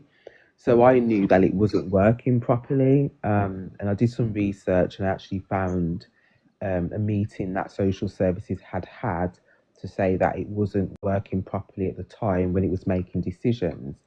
Do you think that that could be a problem in the future if legal systems and children's social services, NHS, start using AI instead of the human brain to determine outcomes? The outcomes of what exactly? Whether you go to prison, whether your children are removed, whether you need help or no help. So I think that, again, going back to the basis, if we have an actual particular use case for AI to operate in that space, I think we should be using it, right? I think I'm looking at AI to do things that us just using the normal brain we're not allowed to do. Kind of like I know my physical composition, my body is not able to fly, right? So I rely on a Boeing 747, right? I'm not gonna fly. I don't want to fly, right? That's not what I want to do. I want to rely. I want to put my trust in the architecture of this particular vehicle, whether it's an aircraft or whether it's a an automobile. I want to trust that this is going to do something that my physical body can't do, or a bicycle that I'm riding is only going to go a certain speed and it's only going to have certain safety precautions, right? I want to be able to rely on other technologies, right? Yes, a boat and right, exactly, other things, right? Um, so for me, I think it should be making those decisions. That's the whole point of us, kind of gearing up and putting these things like AI and other forms of technology in place to do these things for us. Not just the things that we do our day-to-day operations, like creating your resume. Right now, it's just I don't know because I was here. I've been around since the days of there was no AI. And not only that, there were not. We didn't have computers to actually do that back in the '80s. Okay, to actually do the things that technology can do for us now. AI can create your resume, and it could create multiple resumes, right? For me, that was a pain in the butt back in the day because I would have to create, like, if I went to one job, and then let's say you were a painter, right, at one job, and then the second job you were a security guard, and then the third job, you were a mechanic, right? Because you have all three of those skill sets, right? You have to have three different resumes because your resume has to you want it to focus and concentrate. That's why when I've went on job interviews in the past, my success rate is like 95%. So out of 10 times, I know out of 9 out of the 10 times I'm going to get the job. And a big part of that is the next person, the other person could be more qualified than me, but I know what to say and what not to say, right? I know how to gear my resume to get the attention of the recruiter or get the attention of the HR person that's looking at the resume. They're going to skim through thousands of resumes, so there's certain things that they're looking for. AI helps us with this, right? You have things like Copilot and, OpenAI, things like that that help us. And there's more advanced systems, but I just want to keep this at a surface level for this call. When we do a second or third or fourth one, we'll go more in depth about things like we talked about Claudebot and things like that. But just on the surface level, why wouldn't you want to have AI help you manage your calendars and right, like help you organize your emails and sort them for you? It's actually doing that for you already. If you're using like Google and things like that, it's already doing it. They're incorporating it without your permission because you don't own the platform, right? So I just feel like why wouldn't we want to advance and move faster as a society? The ability to, like I said, help out with things like cancer, Alzheimer's, all other types of diseases, research on other things. Why wouldn't we want to use these things, right? Why would we want to remain the way it is now, right? It's all about progression, right?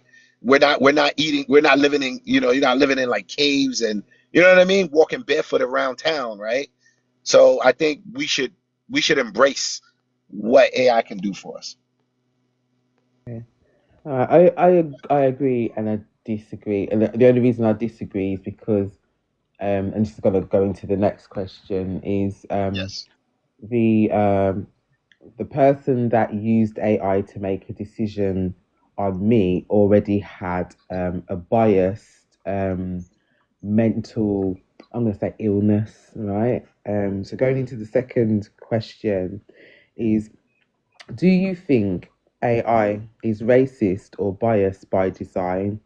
Because I've noticed, and others have too, that AI often refuses or struggles to create certain characters or historical figures with Black heritage. For example, when people try to generate accurate images of the Cheddar Man, who is I can't even say the word, scientifically evidenced to show had dark skin and Black heritage, AI often defaults to making him white or European looking instead. Why does that happen? Well, I think that AI again is a subproduct of the people, the society, right? So there's a term that we use in the tech world, and that's garbage in, garbage out. So if a person is racist, they're going to be racist with or without AI. The only thing that AI is going to do is it's just going to enhance their thinking, right? The system is programmed. You program the system to how you want it to run and operate. And that goes for something being sexist or misogynistic or whatever. It's not inherently racist by design. Now, have the systems proven to show that they're racist? Yes, because who's programming the systems? That's like saying is it's like saying is the federal government racist in the U.S.? Well, who's running the federal government? I mean, right? Like, or like it's like saying, hey, is it safe to go to this party? Well, who's going to be in attendance? Right? We need to know who's there, right? If you have people that are troublemakers, it's probably not going to be a safe place to be, right? So I think again, this goes back into the programming of AI and all other systems for that matter, right? AI is just, you have to understand it's part of the microcosm. It's not the macrocosm. That's what I want people to understand. AI is not the macrocosm. It's not. Basically, if we are humans inherently racist? Like, are you when a child is 5 years old, right? Are they racist? It depends. There are some 5-year-olds that can be racist and some that are not. But where did they learn that? Because some of it is learned behavior, and computers are the same exact way. They learn. Computers learn. It's called machine learning, right? The algorithm and the pattern recognition is designed based on your mindset, based on what you see, what you feed it, the information you're feeding it. So it's like what I would say is this: if I'm operating a system, an AI system, right, and I'm doing analytics and doing this and doing that, and I'm constantly feeding it. If I'm not a racist person, that AI is not going to be racist. Now, is it going to rely on external data to validate or pull in what's out there? Yes, of course. So the information, but what I'm saying is the information is the information. It's not like it doesn't, AI doesn't have feelings. So it's not shifting to, oh, well, let's just be racist because this person is dark skinned, or, let's discriminate because this person is short. It's not doing that. If the data is doing that, that's because the people are that way. That And there's no evidence, there's no actual factual evidence that proves otherwise. Even when people say, because I know what you're talking about when we say certain images, and when you look for this or that. Look, if you go and you Google right now, if I say, is living in London, are they racist in London? Right? They're gonna search for incidents there, and it is gonna balance it out, and it's gonna tell me the best answer of what it feels is happening there. But it's not gonna magically create data, right? It's not gonna create it and make it up. It's just pulling from the data that is already there. Yes, Does that make sense?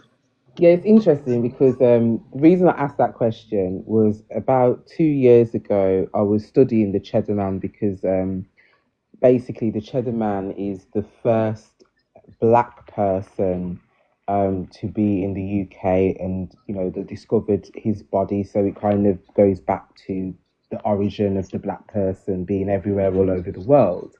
And when they done their examinations, it literally showed that this man was dark skinned, like afro hair, etc. Blah blah blah. So I asked the AI to recreate that, and the answer that it gave me, because when it started recreating it, it wasn't giving me the full description of what's been scientifically proven. And the answer it gave me is if it was to make the skin any darker, it would cause a controversial outcry. So people wouldn't want to accept it, so it wouldn't do it. So could AI be an erasure of history as well as it is? Because if 10 years from now, say, well, God forbid, but say all books was burnt, and internet wasn't working and giving us all the information properly, would it be able to erase and rewrite our history? Oh yeah, I believe that for sure. Oh Lord. Absolutely. Oh yeah.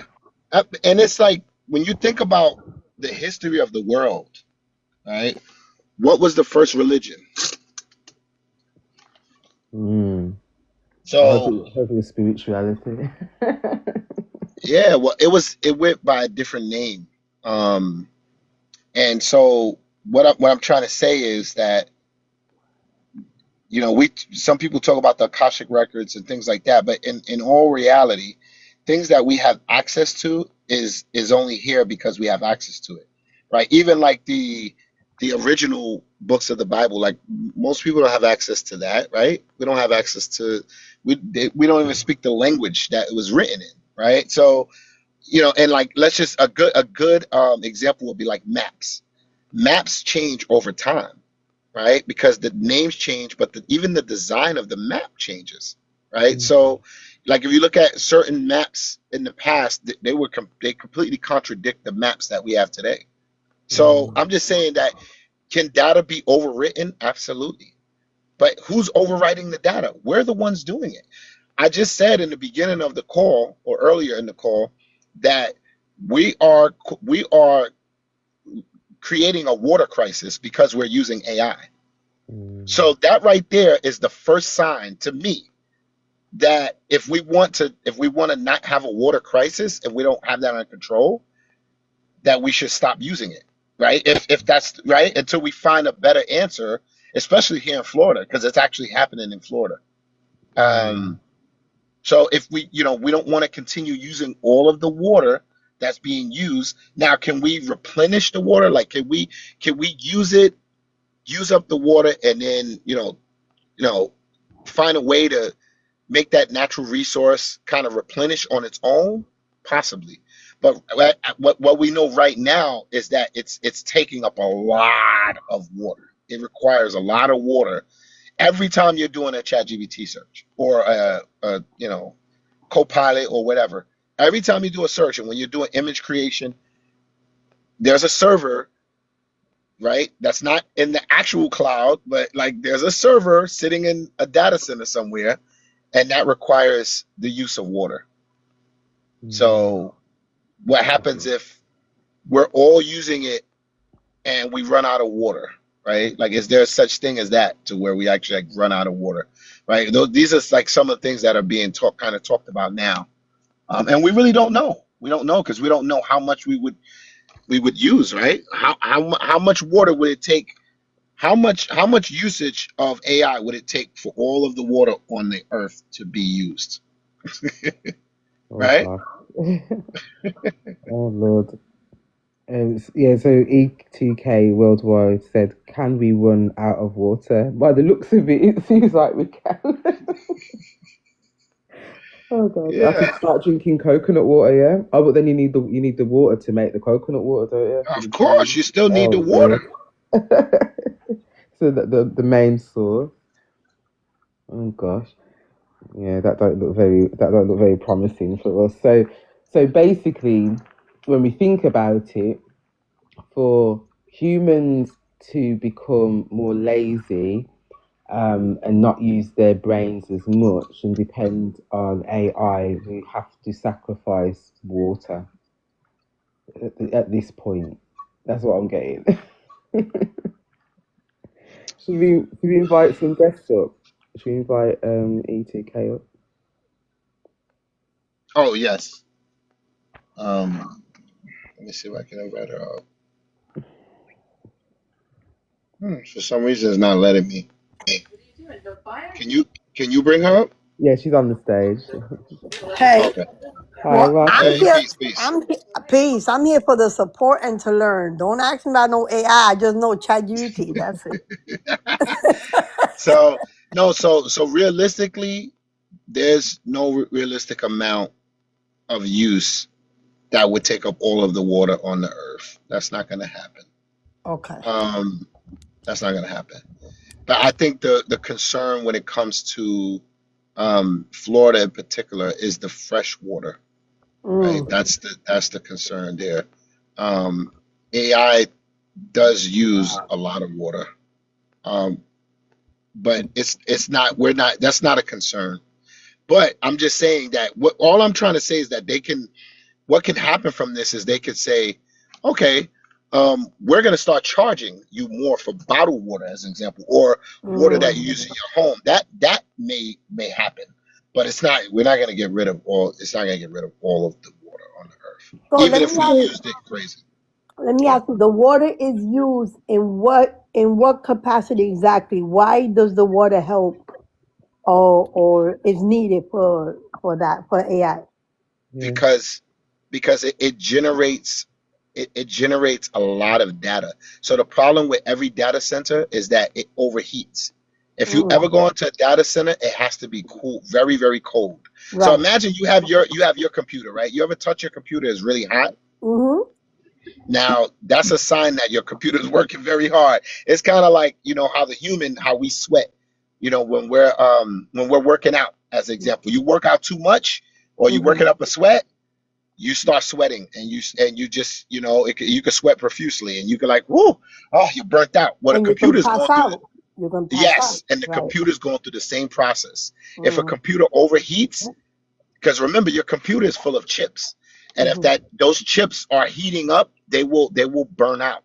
And remember, with something using the internet, it's like how with like Beyonce or J-Lo, when they like broke the internet, right? Like they broke the internet because what that means, the term broke the internet, is that the server it's over capacity. It's like your car, and your car is overheated, and it shuts down. It just shuts down. It's like one of those things, right? Or if the car's too cold, we're from New York, so you in the snowstorm and the cars and it won't start. It's like the engine, the motor is like, what? It's too cold, the freezing point is 32 degrees Fahrenheit. So it's like if it's below 32, it's in the freezing point. Now imagine if it's 20 below. It's harder for that engine to start and stay warm. So that's the reason why they need the water, is to cool the computer off. And these are servers. These are servers. So they're generating massive amounts of data. Okay. Why does it have to be fresh water? Why can't they use recycled water? Oh, that's good. Well, no. They could use recycled water. I think what people are saying is that it's the supply and demand, right? If we only have a certain amount of fresh water, right? So it's like if we run out of the other types of water, and that's the thing too. I think they want to have clean data systems, right? Because you don't want, just the whole concept of like the whole plumbing and usage of water. You don't want to use dirty water, right? Because the thing with that is that, how do we know what's in the water? Is it going to damage?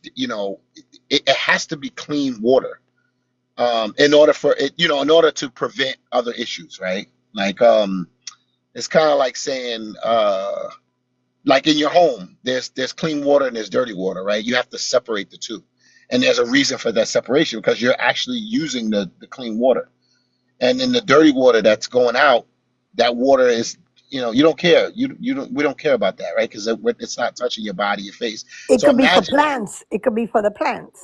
Right. Exactly. And in some cases, it could damage the plants and that life as well, because some plants are sensitive to the type of water that you use. So I think it's just they want to keep it. And remember, this is happening. This is something new.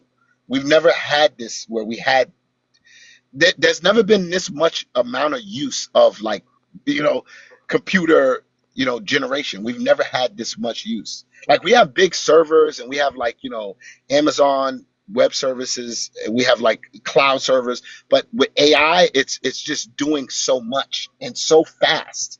So we need the clean water filtering systems. All right.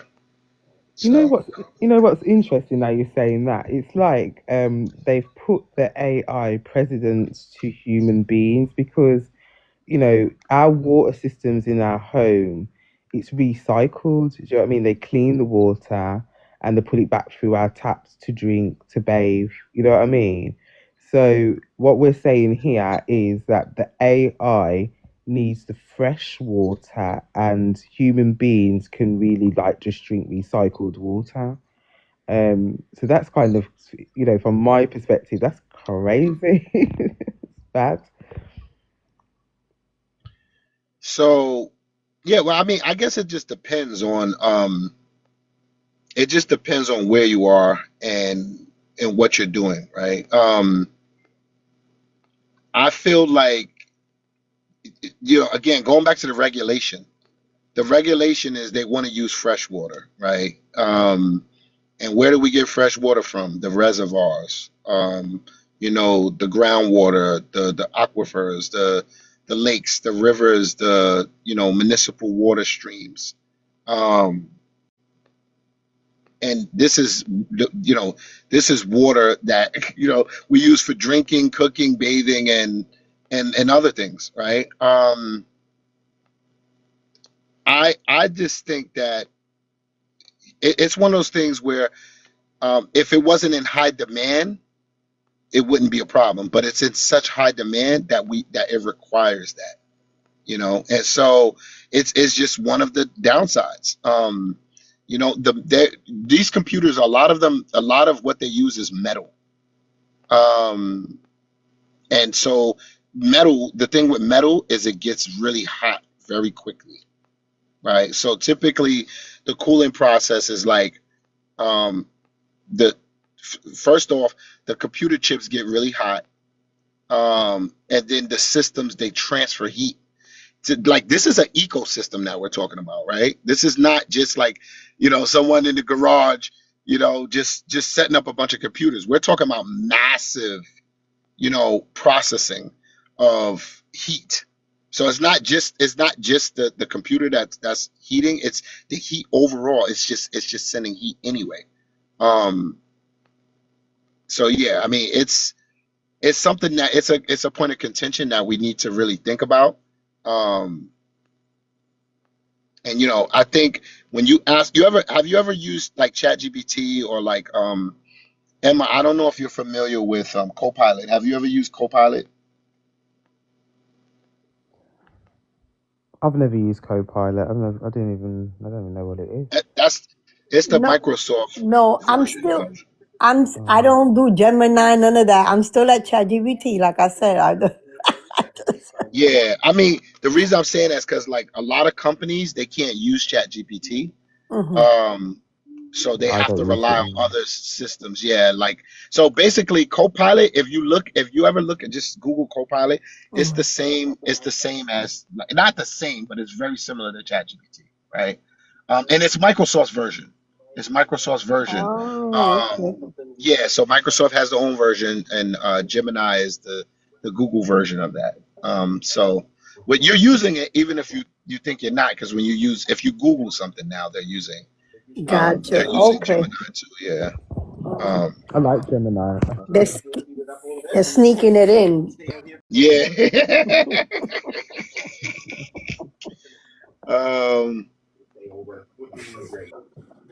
So yeah, I think that it's just one of those things that we're just gonna have to get used to and adapt to it, right?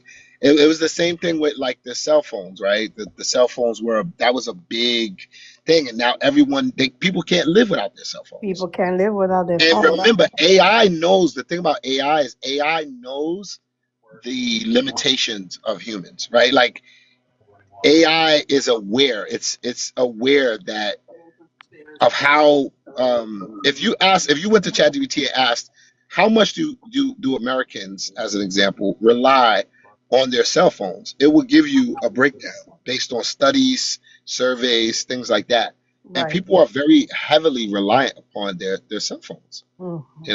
Like, you ever leave your house without your cell phone And feel naked, like something's missing. It's like serious. You can't keep going. Like, you got to go back for it. But here's the real question I have for you: why is that? Because everything you do is on there. Like, right. If somebody want to contact you, if you're waiting online in the supermarket, you got to go into Instagram and see what they're doing. Like, there's a lot of things going on. Yeah. Your banking, you pay your banking. You can pay with your phone. You can have a meeting while you're on the drive to the supermarket. Like, a lot of things you can do. I thought I lost my phone the other day, and I'm not even gonna lie. I thought my whole world had come crashing down, and then I had to check. I had to check myself. I was like, "Is this what it's come to? That my whole life is on my phone?" Right. Scary. Right. It was scary. So what's more scary? Is it more scary to use AI, and AI is gonna, the whole world is gonna depend on AI, or the use of your cell phone? If they said right now cell phones are banned worldwide, if you get caught with a cell phone, you go to jail, what would people do? I would be fine. I'll go back to the old school. Like, I know how to live without it now. Right. You think we'd go back to old school, but there'd be a riot. The people would know what to do. Right. That's crazy though. Yeah. So what I'm trying to say to you is that we already have a problem. Just that right there. Just the fact that people they don't know how to exist without phones. And that's us saying that, right? And everybody on this call, I know, is over 30 years old, right? So imagine people under 25. Or like our kids, your kids, that the youngest child, a 10-year-old, a 12-year-old, their whole makeup, kind of what you were asking about earlier, Isis, about, the kids. You were saying like, well, what about the kid? You were like, what about a kid that kind of, their parents were born with the chip? It's like, well, our kids, I mean, the younger kids, right? Like I would just say under like 10 years old, if they're under 10 years old, they're born 10 or 15 years old. They're born with the tablet, with the phone, with even like everything technology related. Oh Lord, sorry. Oh, that's an echo. I think you gotta mute yourself, Emma. Yeah. Okay, there you go. Or somebody, maybe it was ISIS. But anyway, for them, imagine how hard it is for them to think about not having a cell phone, Oh no. right? So, Yeah. but anyway, I just wanted to say real quick. I got kind of distracted. The question about the fresh water. So, and I think I said this, but I just want to be clear because I know this call is recorded or this live is recorded. The fresh water, the problem is that the dirty water, it could damage the equipment. That was the About the water. right. That was the sentiment. That was the closing of that. It was just that it could damage the water, and then the minerals add up and they build up, and then the dirt forms, and the sediment it collects and it forms. So it has to be fresh water. But I feel like Mother Nature's kind of telling us something with that. So yeah. But yeah, it's 9 Eastern now. I'll probably jump off in the next like 5 or 10 minutes. So if you want to do like a recap or any other questions before I start to head out. Yeah, so welcome everyone to the live for those that are listening in the room and for those that are listening on the outside.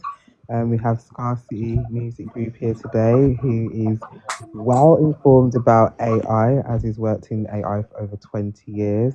And he also has his own music group. We've been playing his songs today as well. So, Scarcity, do you want to quickly introduce yourself for those on the outside as well? Let them know your experience, etc. Yeah, absolutely. Peace and blessings, everybody. Peace and blessings. Thank y'all for joining in. And we will be doing this again soon. And I also have my sister Emma E2K in the building, and she's on TikTok heavy as well. So definitely support her, support ISIS, support myself. My name is Scarcity. I'm the owner of Scarcity Music Group, and not only that, I have a background in technology. So I've been using AI for a while. I've been studying it for a long time. Like I said, AI initially came out in the 1960s, but now we have the systems and the platforms to actually support AI. And not just AI, I talk about a lot of other things, such as, like I said, machine learning, robotics, all of the things that are to come. And I think the fact that the mind is infinite, knowledge is infinite, there's so many new systems that we could create. I'm here for the positive of AI.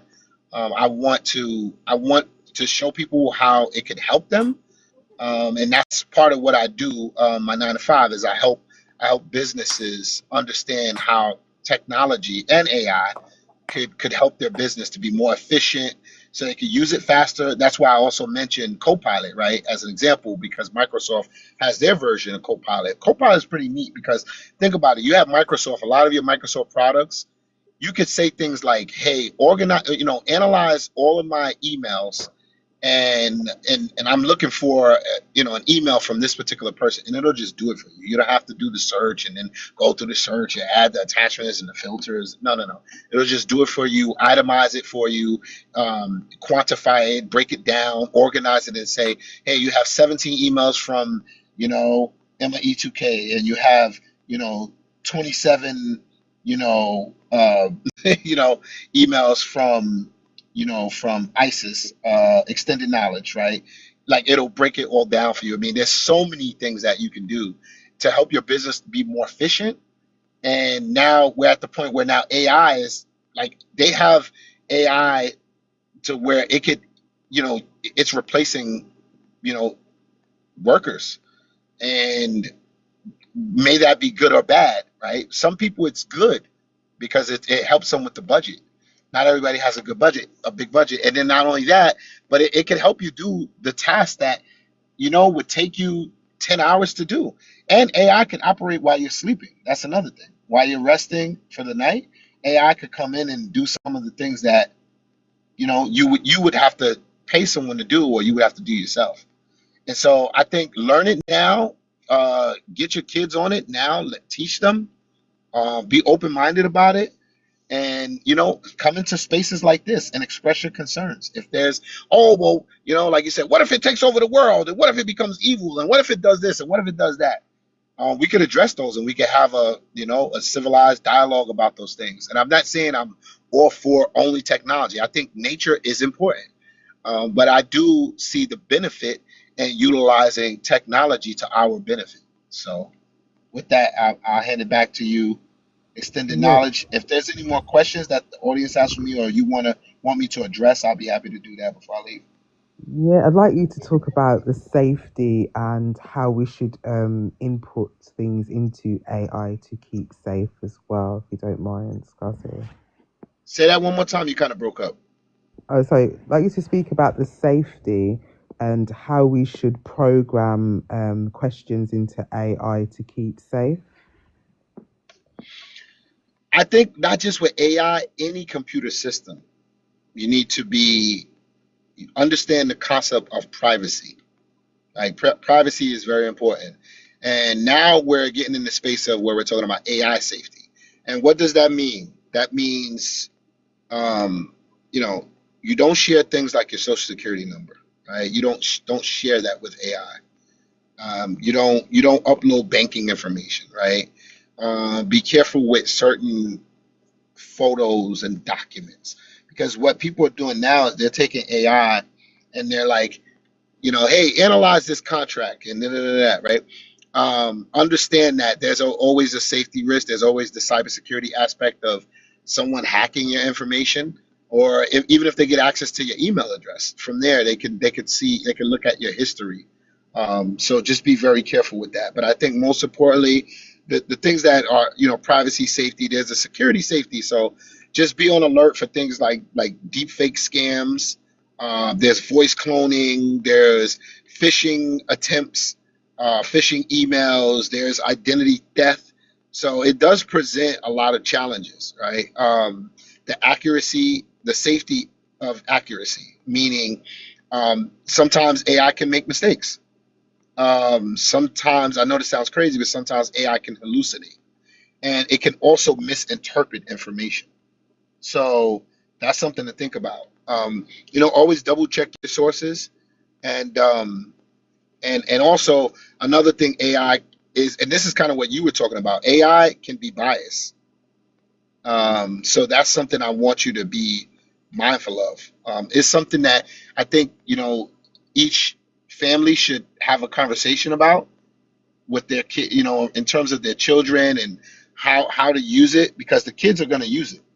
They're going to use it. So it's just a matter of being very careful because of the bias, and then also one of the most important things is the human safety, human control safety. What that means is that just be very careful with, how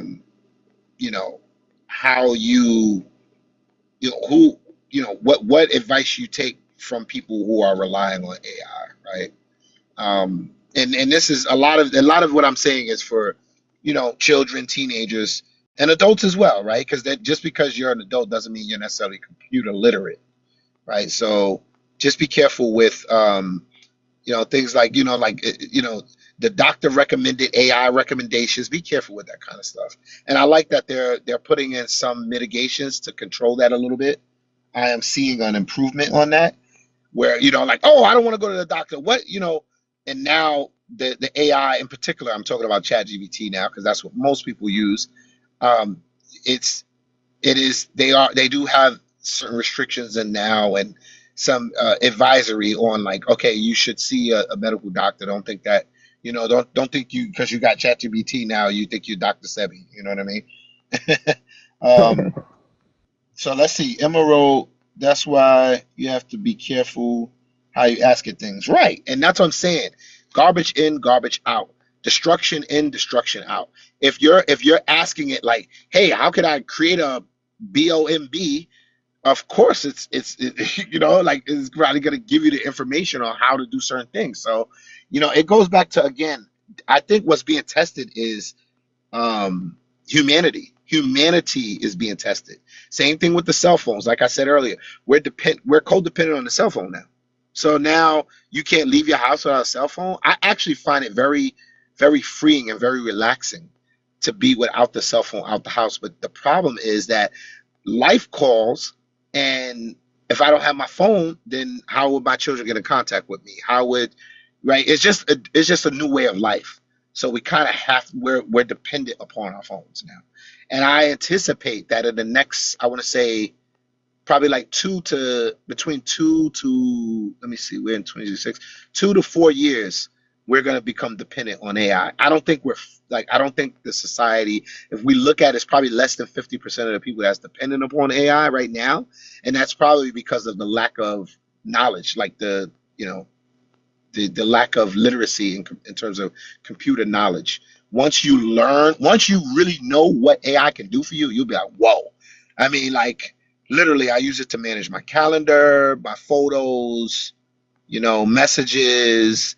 I mean, it's doing a lot for me, and it's doing a lot for my business as well. So I think when people, big businesses understand the advantages and how it can be advantageous for you to grow your business and your brand and things like that. Once people really grasp that concept, they're gonna probably become dependent upon it, right? Because we're dependent upon things that have shown and proven that there's a benefit there.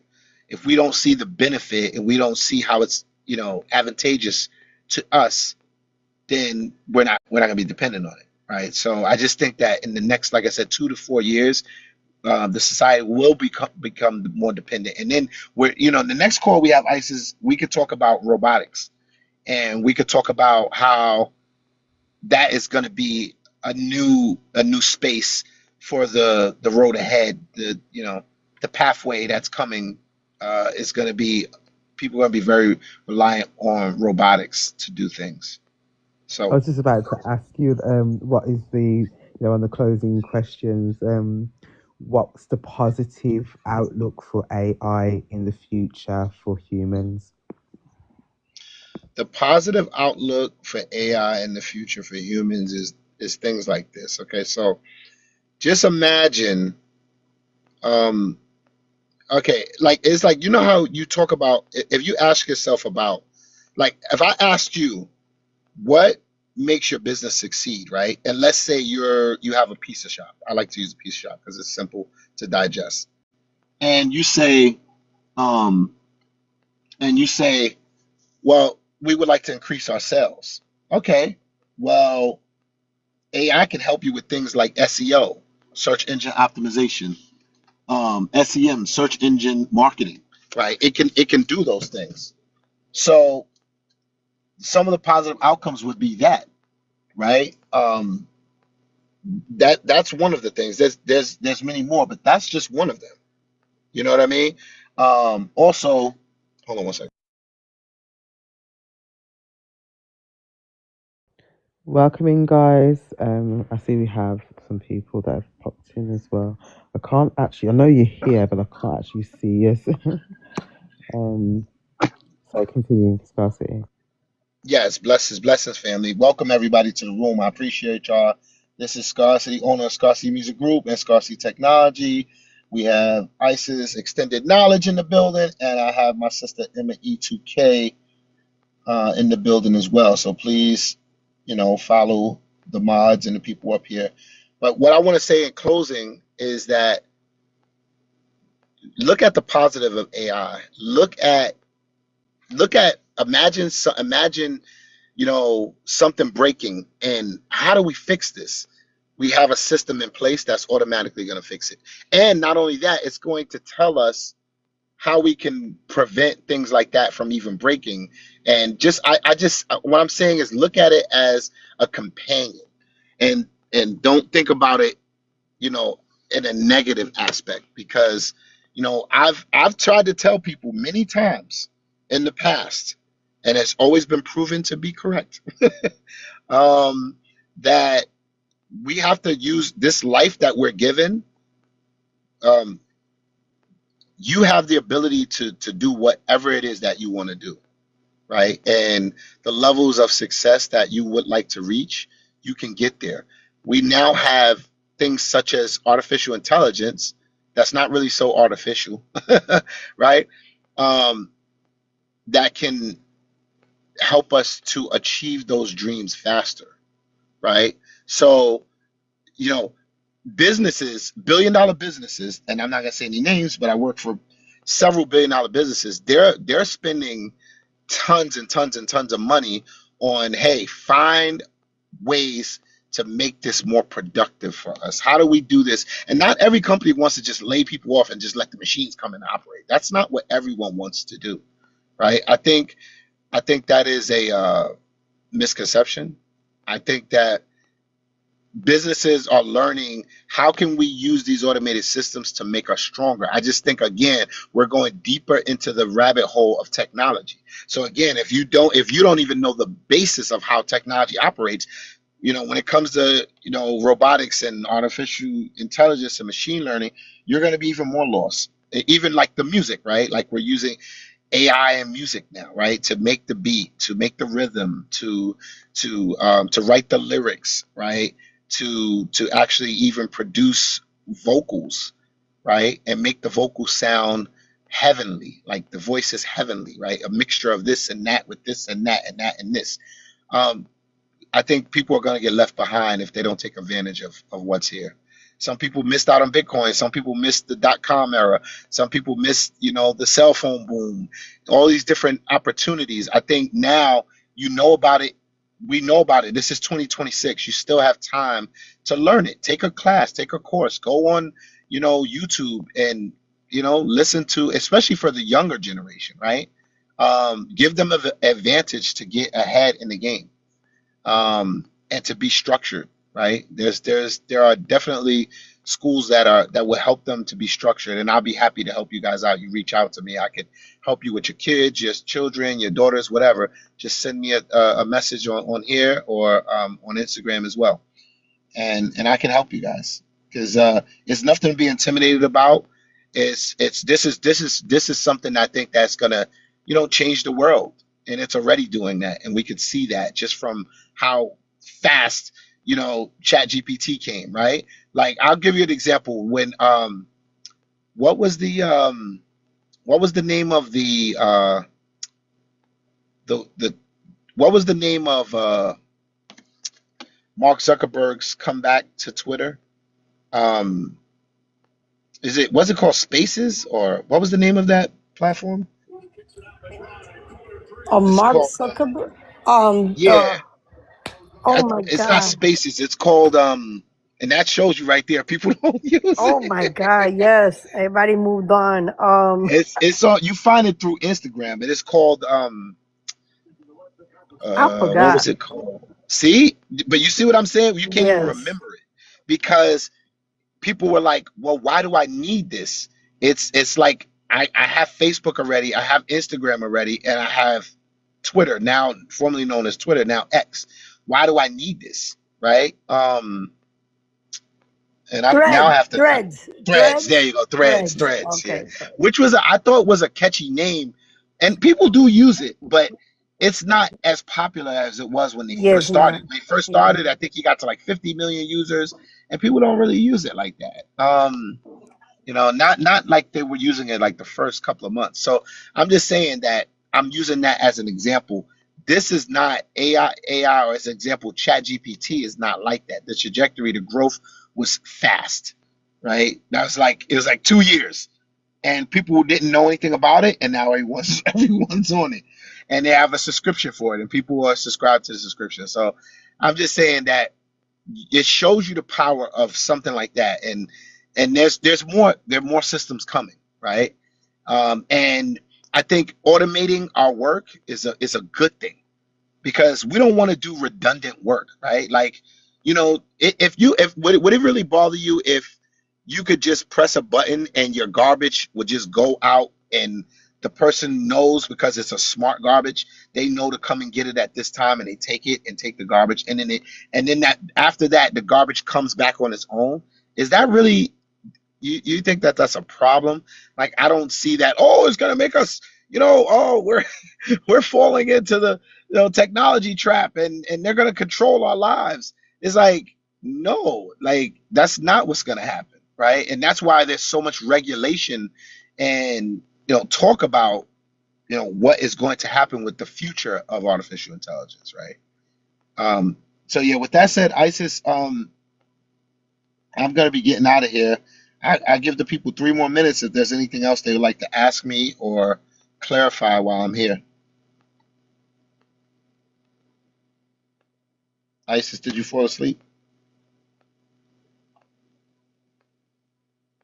Oh, we may have lost Isis.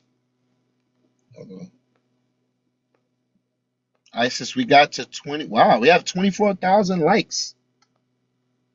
Before we leave, let's get to 25,000 likes. But yeah, like I said, everyone, you guys want to follow me. It's at Team Scarcity One on here as well as Instagram, and definitely follow Extended Knowledge, who is Isis, who put this together, and also my sister Emma E2K worldwide. She has the Healing Queens, so tap in with her. But yeah, like I said, we'll be doing another one. I'm interested in having a more of a deep dive on robotics